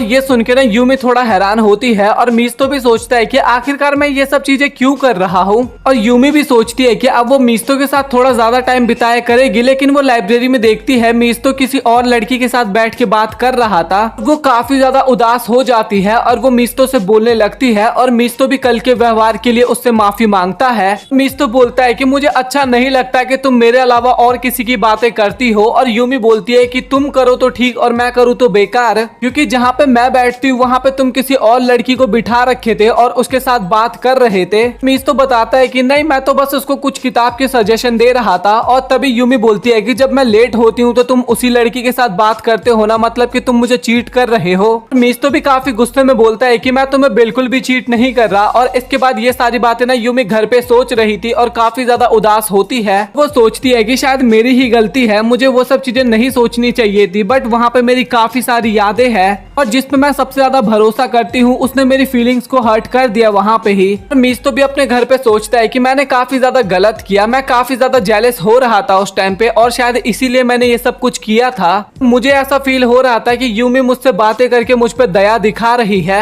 लेकिन ऐसा कुछ भी नहीं था। यूमी तो बस चीजों को बैलेंस करने की कोशिश कर रही थी और मुझे ना अपनी फीलिंग्स पे कंट्रोल करनी चाहिए थी। मुझे वहाँ पे सभी सिचुएशन को समझना चाहिए था और सही तरीके से वहाँ पे कुछ बोलना चाहिए था। और मैं अगर यूमी के दोस्त का दोस्त बन जाता तो वहाँ पे सब कुछ एकदम ठीक हो जाता। इसके बाद वो दोनों बुक खरीदने के लिए ना एक ही स्टोर में जाते हैं और इसके बाद मिस्तो बताता है कि जो भी कुछ चल रहा है ना इससे काफी ज्यादा प्रॉब्लम हो सकती है, तो हम पहले की तरह सभी चीजें कर लेते हैं। और इसके बाद मिस्तो ना लाइब्रेरी वाली सारी हरकतों के लिए यूमी से माफी मांगता है और यूमी भी उसको माफ कर देती है। इसके बाद वो दोनों वहाँ से जाने लगते हैं और मिस्तो सोचता है कि यूमी ने तो कुछ भी नहीं कहा और मैंने उससे माफी भी मांगी बट उसने मेरे से माफी नहीं मांगी क्योंकि उसने मेरे ऊपर चीटिंग का इल्जाम लगाया था। यूमी ये सोच रही थी कि मिस्तो मेरे बगल में नहीं चल रहा, वो मेरे से काफी आगे चल रहा है, तो क्या वो मुझे छोड़ने की कोशिश कर रहा है। और इसके बाद यूमी जो होती है ना वो मिस्तो को फेस्टिवल के लिए इनवाइट करती है लेकिन वो अकेले ही चली जाती है और वो सोचती है कि शायद पिछली बार की तरह मिस्तो मुझे फिर से ढूंढ लेगा। लेकिन वो वहाँ पे चुपचाप बैठी रही और उसका इंतजार करती रही लेकिन वहाँ पे कोई भी नहीं आता। और इसके बाद वो घर पे जाके ना मिस्तो के मैसेज का वेट कर रही थी और इसी तरीके से पूरा एक महीना बीत जाता है।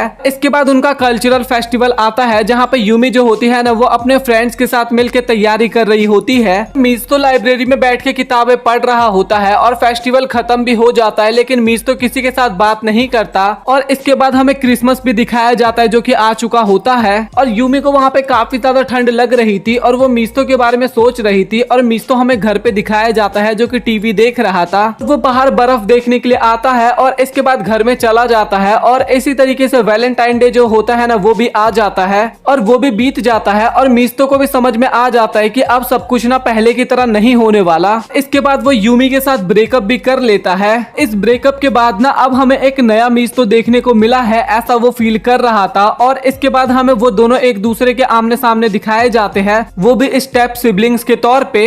इसके बाद यूमी जो होती है ना वो मिस्तो को एक किताब पढ़ने के लिए बोलती है और मिस्तो बोलता है कि ये वही बुक है जो कि इस कमरे में बैठ के हम दोनों ने पढ़ा था और ये चीजें यूमी भूल भी चुकी थी। यूमी बताती है कि मैं पहली बार तुम्हारे रूम में आई थी ना, इसलिए मैं काफी ज्यादा घबरा गई थी। और इसके बाद मिस्तो जो होता है वो यूमी को डरपोक बोलता है और यूमी भी मिस्तो को डरपोक बोलती है। और इसके बाद यूमी जो होती है वो बैठ के किताब पढ़ रही होती है और तभी वहाँ पे एक कॉकरोच आता है और यूमी वहाँ पे काफी डर जाती है और मिस्तो के पास जाके इसके बारे में बताती है। वहाँ पे यूमी काफी ज्यादा डर रही होती है और इसके बाद मिस्तो बोलता है कि आखिरकार हम ये कर क्यों रहे हैं। यूमी बोलती है कि तुम्हें पता है ना इसके बारे में, और हमें पता लगता है कि दोनों को भाई कॉकरोच से काफी ज्यादा डर लगता है ना, इसलिए उन्होंने दरवाजा बंद कर दिया है। उसके पेरेंट्स भी वहाँ पे नहीं आ सकते थे क्योंकि वो कहीं पे गए थे और मिस्तो वहाँ पे बोलता है कि प्लीज तुम चुपचाप सो जाओ। इसके बाद दोनों ही वहाँ पे सोने लगते हैं और जैसे ही मिस्तो घूमता है ना तो वो यूमी के फेस को देखता है और बोलता है कि मैंने काफी टाइम से यूमी के फेस को इतने करीब से नहीं देखा।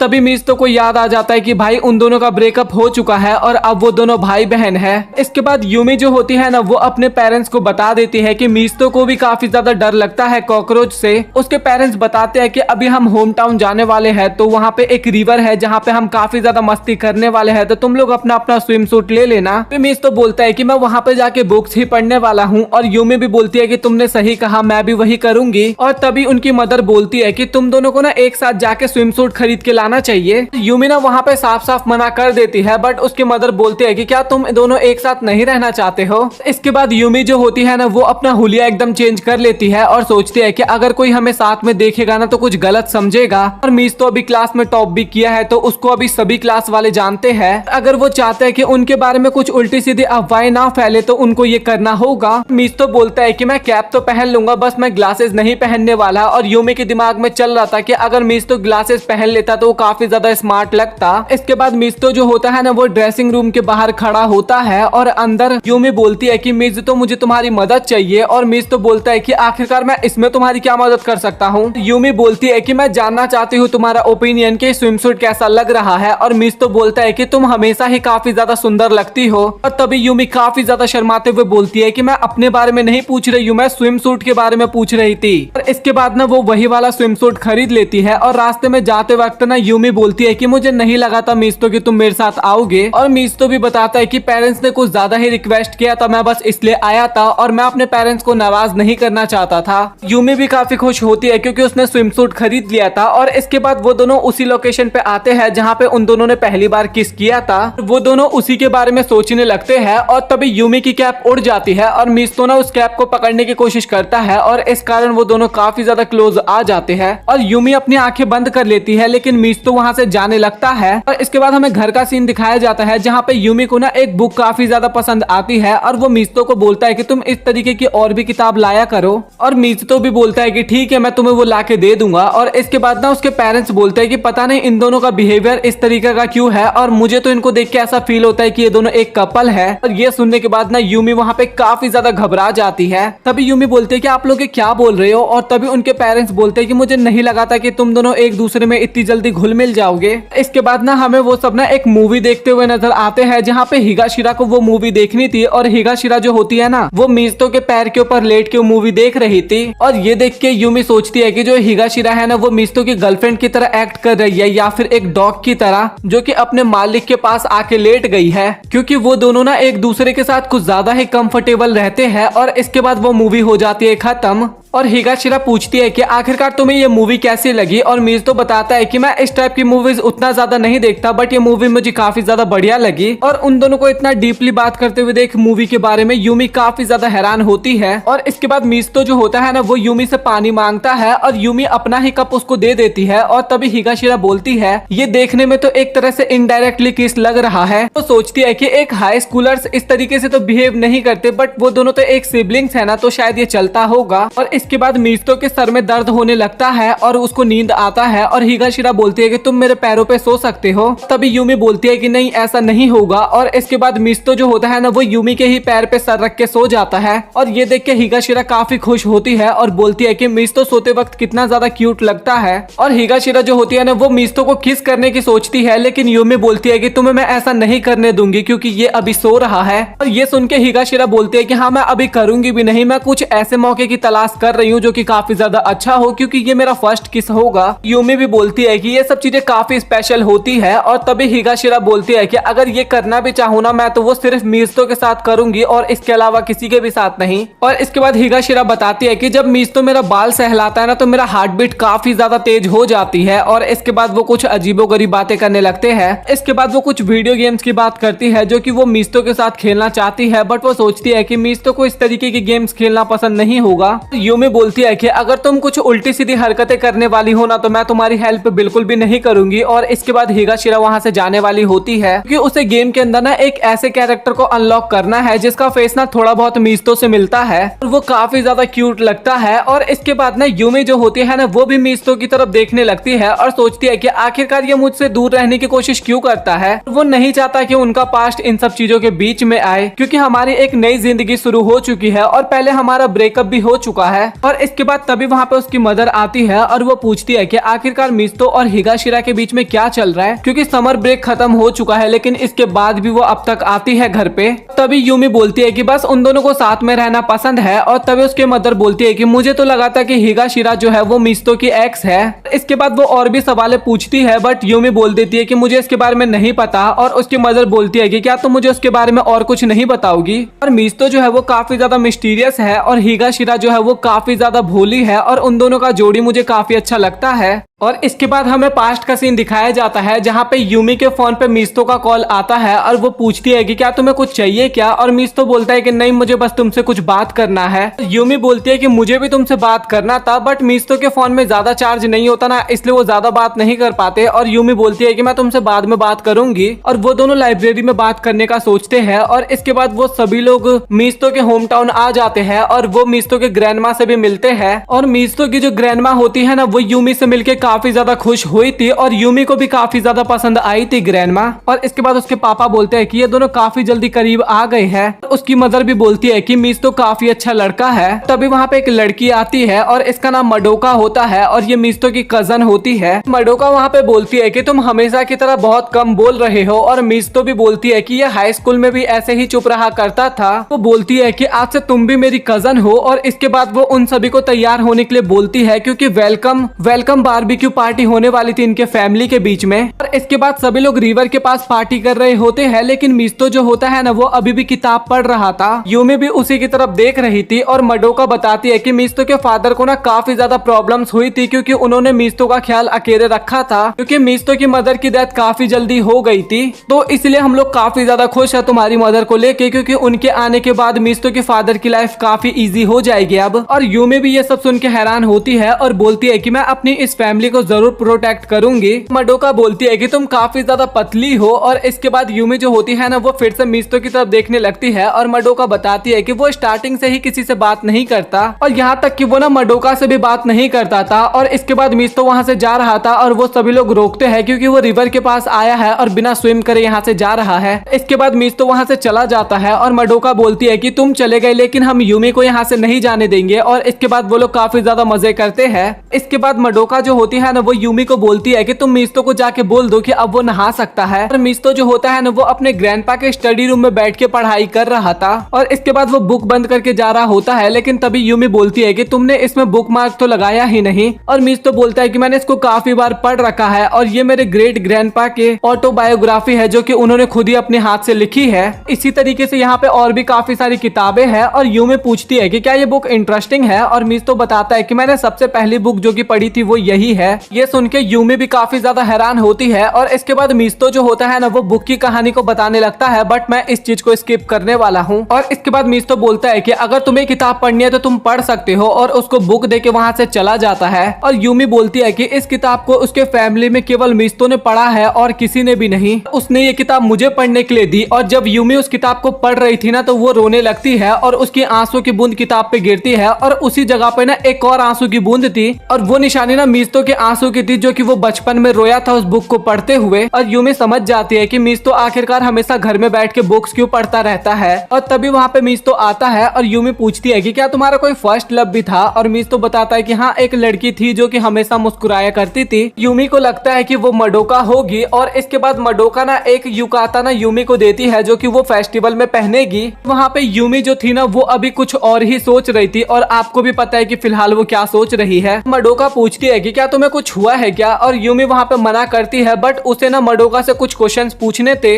यूमी को समझ में आ चुका था कि वो कितनी ज्यादा सेल्फिश है, और मिस्तो जो है वो अपनी लाइफ को कितनी बुरी तरीके से बिता रहा है। ना ही मिस्तो का कोई सपना है और ना ही कोई उसका आइडियल है, वो बस अंधकार में जी रहा है अपनी लाइफ को। और मिस्तो जिस तरीके से चीजों को सोचता है वो बिल्कुल भी गलत नहीं है उस तरीके के लड़के के लिए। तभी मडोका यूमी से बोलती है कि क्या तुम मिस्तो को पसंद करती हो, और तभी यूमी बोलते है कि मुझे नहीं पता, और तुम क्या सोचती हो किसी इंसान को पसंद करने को लेके। तो मडोका बोलती है कि उसके करीब जाने का मन करता है, और करीब जाने के बाद ना हार्ट बीट काफी ज्यादा तेज हो जाती है। तभी यूमी पूछती है कि अगर ये सब चीजें हो तो आखिरकार क्या करना चाहिए, और मडोका भी बोलती है कि ये तो काफी ज्यादा हार्ड क्वेश्चन है। और मडोका भी बोलती है कि तुम हर वक्त पे बहाना ढूंढती हो मिस्तो से दूर रहने का, और सबसे बढ़िया तुम्हारे लिए यही होगा कि तुम खुद ही मिस्तो के पास जाओ और अपनी फीलिंग्स को एकदम क्लियर कर दो मिस्तो के साथ। और मडोका के पास इसके लिए एक आइडिया भी होता है, और यूमी एक रूम में बैठी होती है, और मडोका जो होती है ना वो मिस्तो को उसी रूम में लेके आ जाती है। और मडोका उनको आधे घंटे के लिए वहाँ पे छोड़ी थी और बोली थी कि यहाँ पे मैं किसी को भी नहीं आने दूंगी, और मिस्तो को तो समझ में ही नहीं आ रहा था कि यहाँ पे हो क्या रहा है। और मिस्तो वहीं पे बैठ जाता है, और यूमी सोचती है कि अभी तक तो मैं अपने प्रॉब्लम को भी नहीं समझ पाई हूँ, तो उसका सॉल्यूशन कहाँ से लाऊंगी। और साथ ही मैंने मिस्तो की किताब भी पढ़ी जिससे मुझे पता लग गया कि मैं कितनी ज्यादा सेल्फिश हूँ। मैं अभी भी वही कर रही हूँ, बस मैं अपने टाइम को वेस्ट कर रही हूँ, बट मैं अब इससे ज्यादा और वेस्ट नहीं कर सकती। मुझे ये सब कुछ करना होगा, और मुझे पता है कि मैंने अपनी फीलिंग्स को काफी टाइम से अपने दिल में दबा के रखा है, बट अब मुझे उसको बताना ही होगा। और वो मिस्तो को जाके अपनी सारी फीलिंग्स को बता देगी, भले ये थोड़ा बुरा हो सकता है लेकिन ये उसके लिए अच्छा होगा, और शायद मेरा थोड़ा दिल भी टूट सकता है क्योंकि मिस्तो पहला लड़का है जिसको मैंने पसंद किया था, और जब हमारा ब्रेकअप हुआ था तो मुझे लगा था कि इन सब चीजों की वजह से ना मुझे ज्यादा दुखी नहीं होना चाहिए। उसको ना ब्रेकअप करने के बाद थोड़ा अच्छा भी लगा था, बट वो नहीं चाहती थी कभी भी मिस्तो के साथ ब्रेकअप करना। शायद मुझे उसी टाइम पे मिस्तो को कॉल कर लेना चाहिए था, और साथ ही क्रिसमस पे उसको गिफ्ट भी देना चाहिए था, और शायद मुझे मिस्तो को चॉकलेट बना के भी देना चाहिए था। और वो काफी ज्यादा रिग्रेट करती है अपनी गलतियों पे, और वहाँ पे वो काफी ज्यादा रोने भी लगती है। मिस्तो भी बोलता है कि तुम्हें रोना नहीं चाहिए, और हमें कुछ टाइम के लिए ना अपने पुराने वक्त में वापस चले जाना चाहिए। इसके बाद यूमी उसको हक कर लेती है, और तभी मिस्तो पूछता है कि आखिरकार तुम मुझसे क्या बात करना चाहती थी। तभी यूमी बोलती है कि ये मुझे थोड़ा अजीब लग रहा था, बट मुझे जानना है कि तुम्हारा पहला प्यार कौन था, क्योंकि यूमी को लग रहा था कि उसका पहला प्यार मडोका है। और तभी मिस्तो बोलता है कि तू पागल है क्या, मेरे मडोका को लेके मेरे दिल में ऐसी कोई भी फीलिंग्स नहीं है। इसके बाद मिस्तो बताता है कि सच में तुम काफी ज्यादा मूर्ख हो, और तुम ना बाहर से केवल स्ट्रॉन्ग देखने में लगती हो, अंदर से तुम एकदम बच्ची हो। और ये सब सुन के ना यूमी वहाँ पे काफी ज्यादा मुस्कुराने लगती है, और मिस्तो वहाँ से जाने लगता है। और तभी वो बोलता है कि मेरे पहले प्यार को ना मुस्कुराना काफी ज्यादा पसंद है। और ये सुन के ना यूमी वहाँ पे काफी ज्यादा हैरान हो जाती है। और इसके बाद मडोका जो होती है ना वो युकाता पहनती है, और उसमें वो काफी ज्यादा अच्छी लगती है। और जैसे ही वहाँ पे मिस्तो आता है ना यूमी उसको देख के काफी ज्यादा शर्माने लगती है।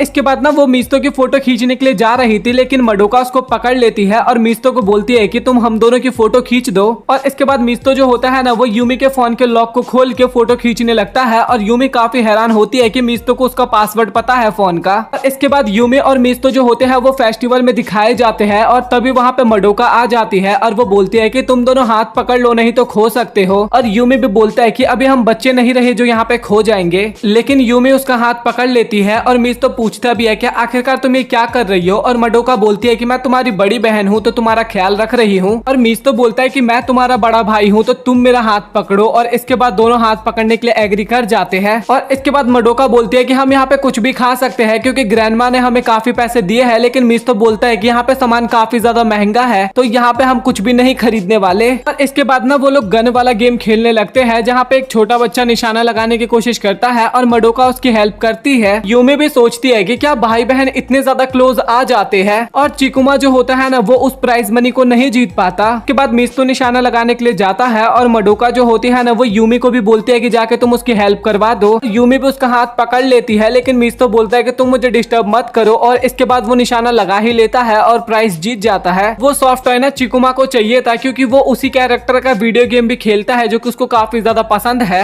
तभी मिस्तु बोलता है कि तुमने मुझे पीछे से पकड़ा क्यों था, और तभी यूमी बोलती है कि मैं तो बस मडोका की बात सुन रही थी। तभी यूमी बोलती है कि हिगाशिरा भी तो तुम्हें अच्छे से पकड़ती है, लेकिन मिस्तु बोलता है कि वो बिल्कुल भी नर्वस नहीं होती, बट तुम काफी ज्यादा नर्वस हो रही थी वहाँ पे। और तभी मडोका उनको घर चलने के लिए बोलती है। और इसके बाद जब वो लोग घर जा रहे थे ना, तो एक ओल्ड लेडी ना उसके पेरेंट्स से बात कर रही थी, और मडोका बताती है कि हमारी फैमिली काफी ज्यादा पॉपुलर है ना, इसलिए सभी लोग हमसे बात करने के लिए आते हैं। और तभी वो बुढ़िया यूमी को बोलती है कि तुम हमेशा मिस्तु का ख्याल रखना, क्योंकि उसके फादर के अलावा उसका ख्याल और किसी ने नहीं रखा है। इसके बाद ना उनका फायरवर्क्स देखने का टाइम हो जाता है, लेकिन वहाँ पे मिस्तु नहीं होता। और तभी मडोका बताती है कि हर साल का ये काम है, जैसे ही फायरवर्क स्टार्ट होने वाला होता है ना, तभी मिस्तु कहीं पे गायब हो जाता है। और इसके बाद यूमी समझ जाती है कि मिस्तु हमेशा लोगों से दूर क्यों रहता है और अपनी फैमिली के साथ ज्यादा टाइम क्यों नहीं बिताता, लेकिन वो अपनी फैमिली की केयर करता है, नहीं तो वो चिकुमा के लिए वो डॉल नहीं जीतता। और साथ ही उसने हिगाराकी को भी बोला था कि मेरे दिल में कोई और है, मैं तुम्हारा बॉयफ्रेंड नहीं बन सकता।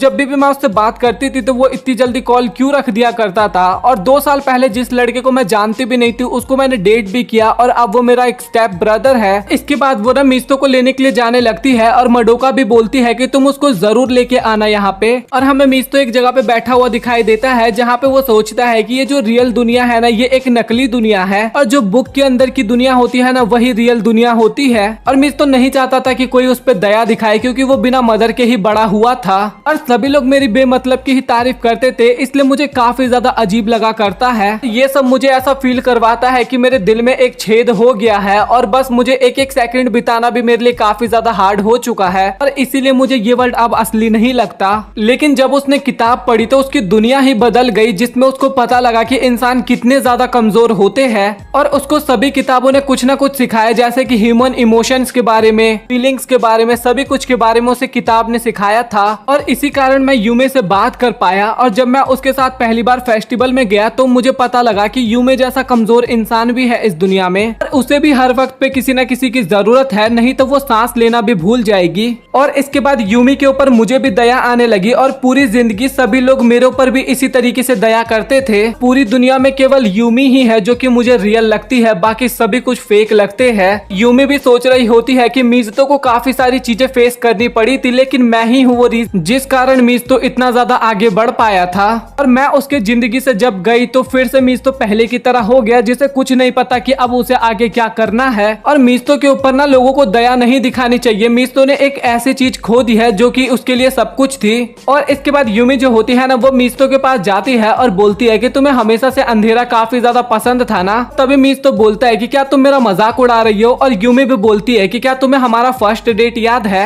और मिज़ुतो बताता है कि हाँ मुझे सब कुछ याद है, तुम वहाँ पे खो गई थी और तुम काफी ज्यादा रोई थी। और यूमी बताती है कि इतना टाइम बीत चुका है कि मैं काफी सारी चीजें भूल चुकी हूँ, लेकिन तुम्हें ये सब कुछ याद है, और तुम सच बताओ कि तुम मुझे काफी ज्यादा पसंद करते हो ना। मिज़ुतो उसका जवाब नहीं देता, और इसके बाद वो बताता है कि हमने अक्टूबर 27 को डेट करना शुरू किया था 2 साल पहले, और उन्होंने 2 महीने बाद एक दूसरे को किस किया था, और यही जो डेट है ना वो तुम्हारे फोन का पासवर्ड है। मिज़ुतो बताता है कि तुम्हें ये पासवर्ड अपने फोन में नहीं लगाना चाहिए, और यूमी भी बोलती है कि इसका मतलब तुमने भी ये पासवर्ड लगाया था अपने फोन में। तभी यूमी बताती है कि मैंने तुम्हें इतनी जल्दबाजी में किस इसलिए किया था क्योंकि मुझे फील हुआ कि हमारे डेट को 2 महीने हो गए हैं, अगर वो उस टाइम पे किस नहीं करती तो हमें तीसरे महीने का भी वेट करना पड़ता। तभी मिज़ुतो बताता है कि मुझे पता है कि तुमने पक्का ये कोई मैगजीन में पढ़ा होगा, और यूमी बोलते है कि हाँ तुमने सही कहा। तभी यूमी बोलती है कि तुम्हें ना मेरी तारीफ करनी चाहिए क्योंकि मैंने वो पहला स्टेप आगे बढ़ाया था। और मिज़ुतो बोलता है कि क्या तुमने किस करने की भी प्रैक्टिस की थी ना, सच बताना। यूमी बोलती है कि हाँ मैंने उसकी की थी प्रैक्टिस, और मिज़ुतो बोलता है कि हाँ वो तुम्हें देख के ही पता लग रहा था क्योंकि तुम काफी अच्छे से कर रही थी वो। तभी यूमी पूछती है कि आखिरकार तुमने मुझे ही क्यों चुना डेट पे जाने के लिए, और तभी मिज़ुतो बताता है कि मेरे लिए सभी ठीक थे, तुम बस मुझे अचानक से मिल गई, और अगर तुमसे पहले मुझसे हिगाशिरा मिली होती ना तो शायद मैं उसी के साथ डेट पे जाता। और इसके बाद फायर वर्क स्टार्ट हो जाता है, और यूमी बोलती बोलती है कि ये वो फायरवर्क्स है जो कि हमने 2 साल पहले नहीं देखा था। और इसके बाद मिस्तो ना वहाँ पे रोने लगता है और तभी यूमी अचानक से मिस्तो को किस करती है और वो बोलती है कि मैं तुम्हें पुराने मिस्तो को भुलवा दूंगी और ये हमारी दूसरी किस के साथ दूसरी लाइफ स्टार्ट होती है यहाँ पे। और साथ ही जो नई यूमी है ना ये इस चीज को आगे बढ़ाएगी और पुराने यूमी को भी खत्म कर देगी। और इसके बाद यूमी वहाँ से जाने लगती है और मडोका बोलती है कि कैसा रहा, और यूमी बोलती है कि सब कुछ बढ़िया रहा। और इसके बाद यूमी ग्रैंडमा से मिलती है। ग्रैंडमा बोलती है कि तुम मिस्तो की हेल्प करना, और तभी यूमी बोलती है कि मिस्तो अकेला है बट उसको हेल्प की जरूरत नहीं है। और इसके बाद मिस्तो वहाँ से जाने लगता है और यूमी हंसते हुए बोलती है कि एक भाई बहन को हमेशा ऐसे ही रहना चाहिए। और इसके बाद हमें स्कूल का सीन दिखाया जाता है जहाँ पे कागुरी मिस्तो को बोलता है कि तुम हिगाशिरा के साथ क्या कर रहे हो, तुम्हारे पास तो यूमी भी है। और तभी मिस्तो बताता है कि हिगाशिरा बस मेरी दोस्त है और साथ ही हम दोनों के इंटरेस्ट भी एकदम सेम है। तभी कागुरी बोलता है कि हिगाशिरा तुम कितना भी ट्राई कर लो बट उसके पास यूमी है तो तुम बिल्कुल भी कुछ नहीं कर पाओगी। हिगाशिरा भी बोलती है कि यार तुम कितने ज्यादा बेकार हो। मिनामी जो होती है ना वो कागुरी के हाथ को मोड़ते हुए बोलती है कि तुम फालतू बोलना ना थोड़ा बंद करो। इसके बाद हिगाशिरा जो होती है ना वो मिस्तो के क्लोज आने लगती है, लेकिन तभी यूमी उन दोनों को दूर करती है और बोलती है कि तुम थोड़ा दूर रहोगे ना तो कागुरी को और अच्छे से समझ में आएगा। तभी यूमी मिस्तो को बोलती है कि तुमने फाइनली दोस्त बना ही लिए, और मिस्तो भी बोलता है कि तुमने भी यूमी। और इसके बाद यूमी और मिस्तो दोनों ही बोलते हैं कि जब हम बच्चे थे तो हमने काफी ज्यादा गलतियां की, लेकिन जब हम मिडिल स्कूल में आए ना तो हमें वो मिल गई जिसे गर्लफ्रेंड और बॉयफ्रेंड बोलते हैं। लेकिन अब सब कुछ पहले की तरह नहीं हो सकता और हम दोनों के अंदर दोनों को लेके फीलिंग्स है, लेकिन अब वो फीलिंग्स का कुछ फायदा नहीं है। हमारी फीलिंग्स अब एक फैमिली की तरह बन चुकी है। और यहीं पे ये एपिसोड हो जाता है खत्म। यार आप लोग बताओ कि आप लोगों को कैसी लगी ये स्टोरी, और मुझे कमेंट करके जरूर बताना कि आप लोगों को बढ़िया लगा या फिर नहीं लगा। आप लोग कमेंट सेक्शन में बताओ कि आप लोगों को ये एनीमे कैसा लगा, और इस तरीके के और भी एनीमेज आपको देखने हैं ना तो वो भी कमेंट सेक्शन में बताना। और अगर आप लोगों को वीडियो पसंद आए तो वीडियो को लाइक करके चैनल को सब्सक्राइब कर देना। सो मिलता है आप लोगों से अगली वीडियो में, तब तक के लिए गुड बाय।